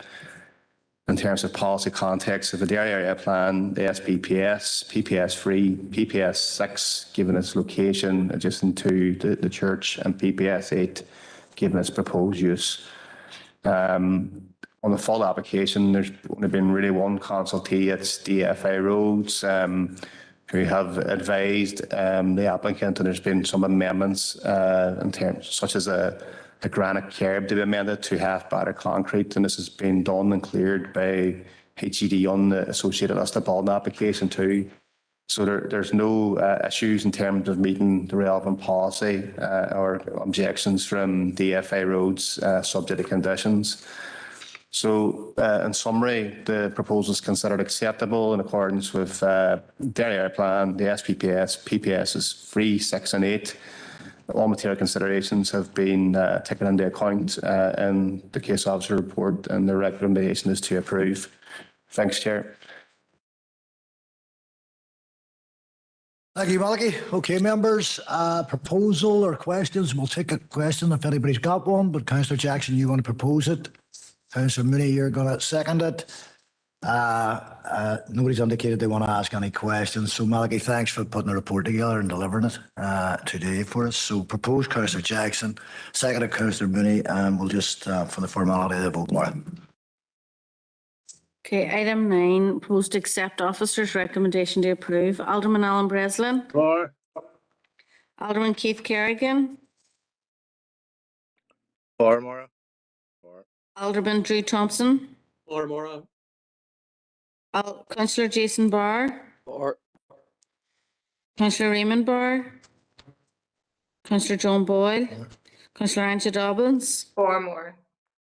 Councillor Paul Gallagher.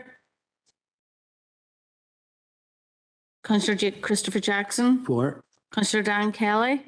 For. Councillor Patricia Logue. Maura. Okay. Councillor Kieran Maguire. For, Maura. Thank you. Councillor Philip McKinney. For. And Councillor Sean Mooney. For. Thank you. Okay, thanks, members. Unanimous. Thanks, Malachy. Members, last item for decision. We'll take it today. I would probably then be figuring that that'll be the end of business today, and we'll have to come back tomorrow to consider the other papers. So item number 10 is LA 11 2022 0949 forward / LBC. Malachy, I don't envisage that you have to do a very long presentation at all, but go for it. Yep, thank you, Chair. Item 10, the description is the exact same. This proposal is for list of building consent. I propose we don't go through all the slides again, maybe just go to the consideration from our colleagues in Historic Environment Division in terms of the policy context. As HED are the relevant statutory consultee for list of building consent applications. They've assessed the application because it impacts upon All Saints Cluny Parish Church, which is a grade B+ building, which is of special architectural importance. HED have considered the impacts of the proposal on the list of building, and based on the information, advises that they are content with the proposal, which is the exact same proposal as which was before you for the full application. So based on that, and we accepted their recommendation and accept that the proposal meets the SPPS, their area plan, and PPS 6 and the relevant policies within. And the recommendation is to grant list of building consent for the proposed works to be carried out. Thank you, Chair. Thank you, Malachy, and a fine church it is too. Members, proposer and seconder. Proposed Councillor Mooney, seconded Councillor Jackson. And again, we'll formalise the vote. Maura. Chair, again, members, this is item 10 and proposal to accept officer's recommendation to approve. Alderman Alan Breslin. For, Maura. Alderman Keith Kerrigan. For, Maura. Alderman Drew Thompson. For, Maura.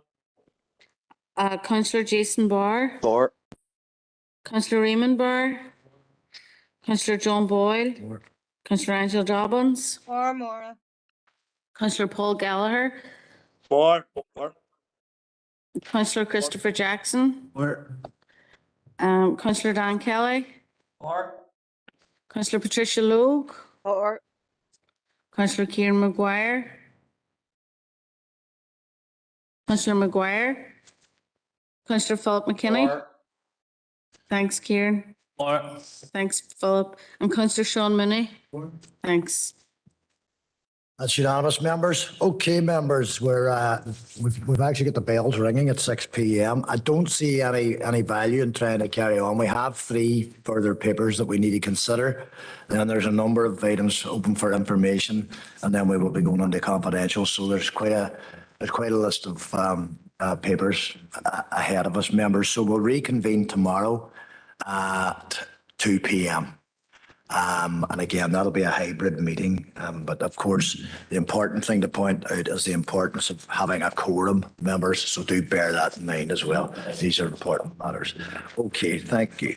Thank you. Thank you. Chair.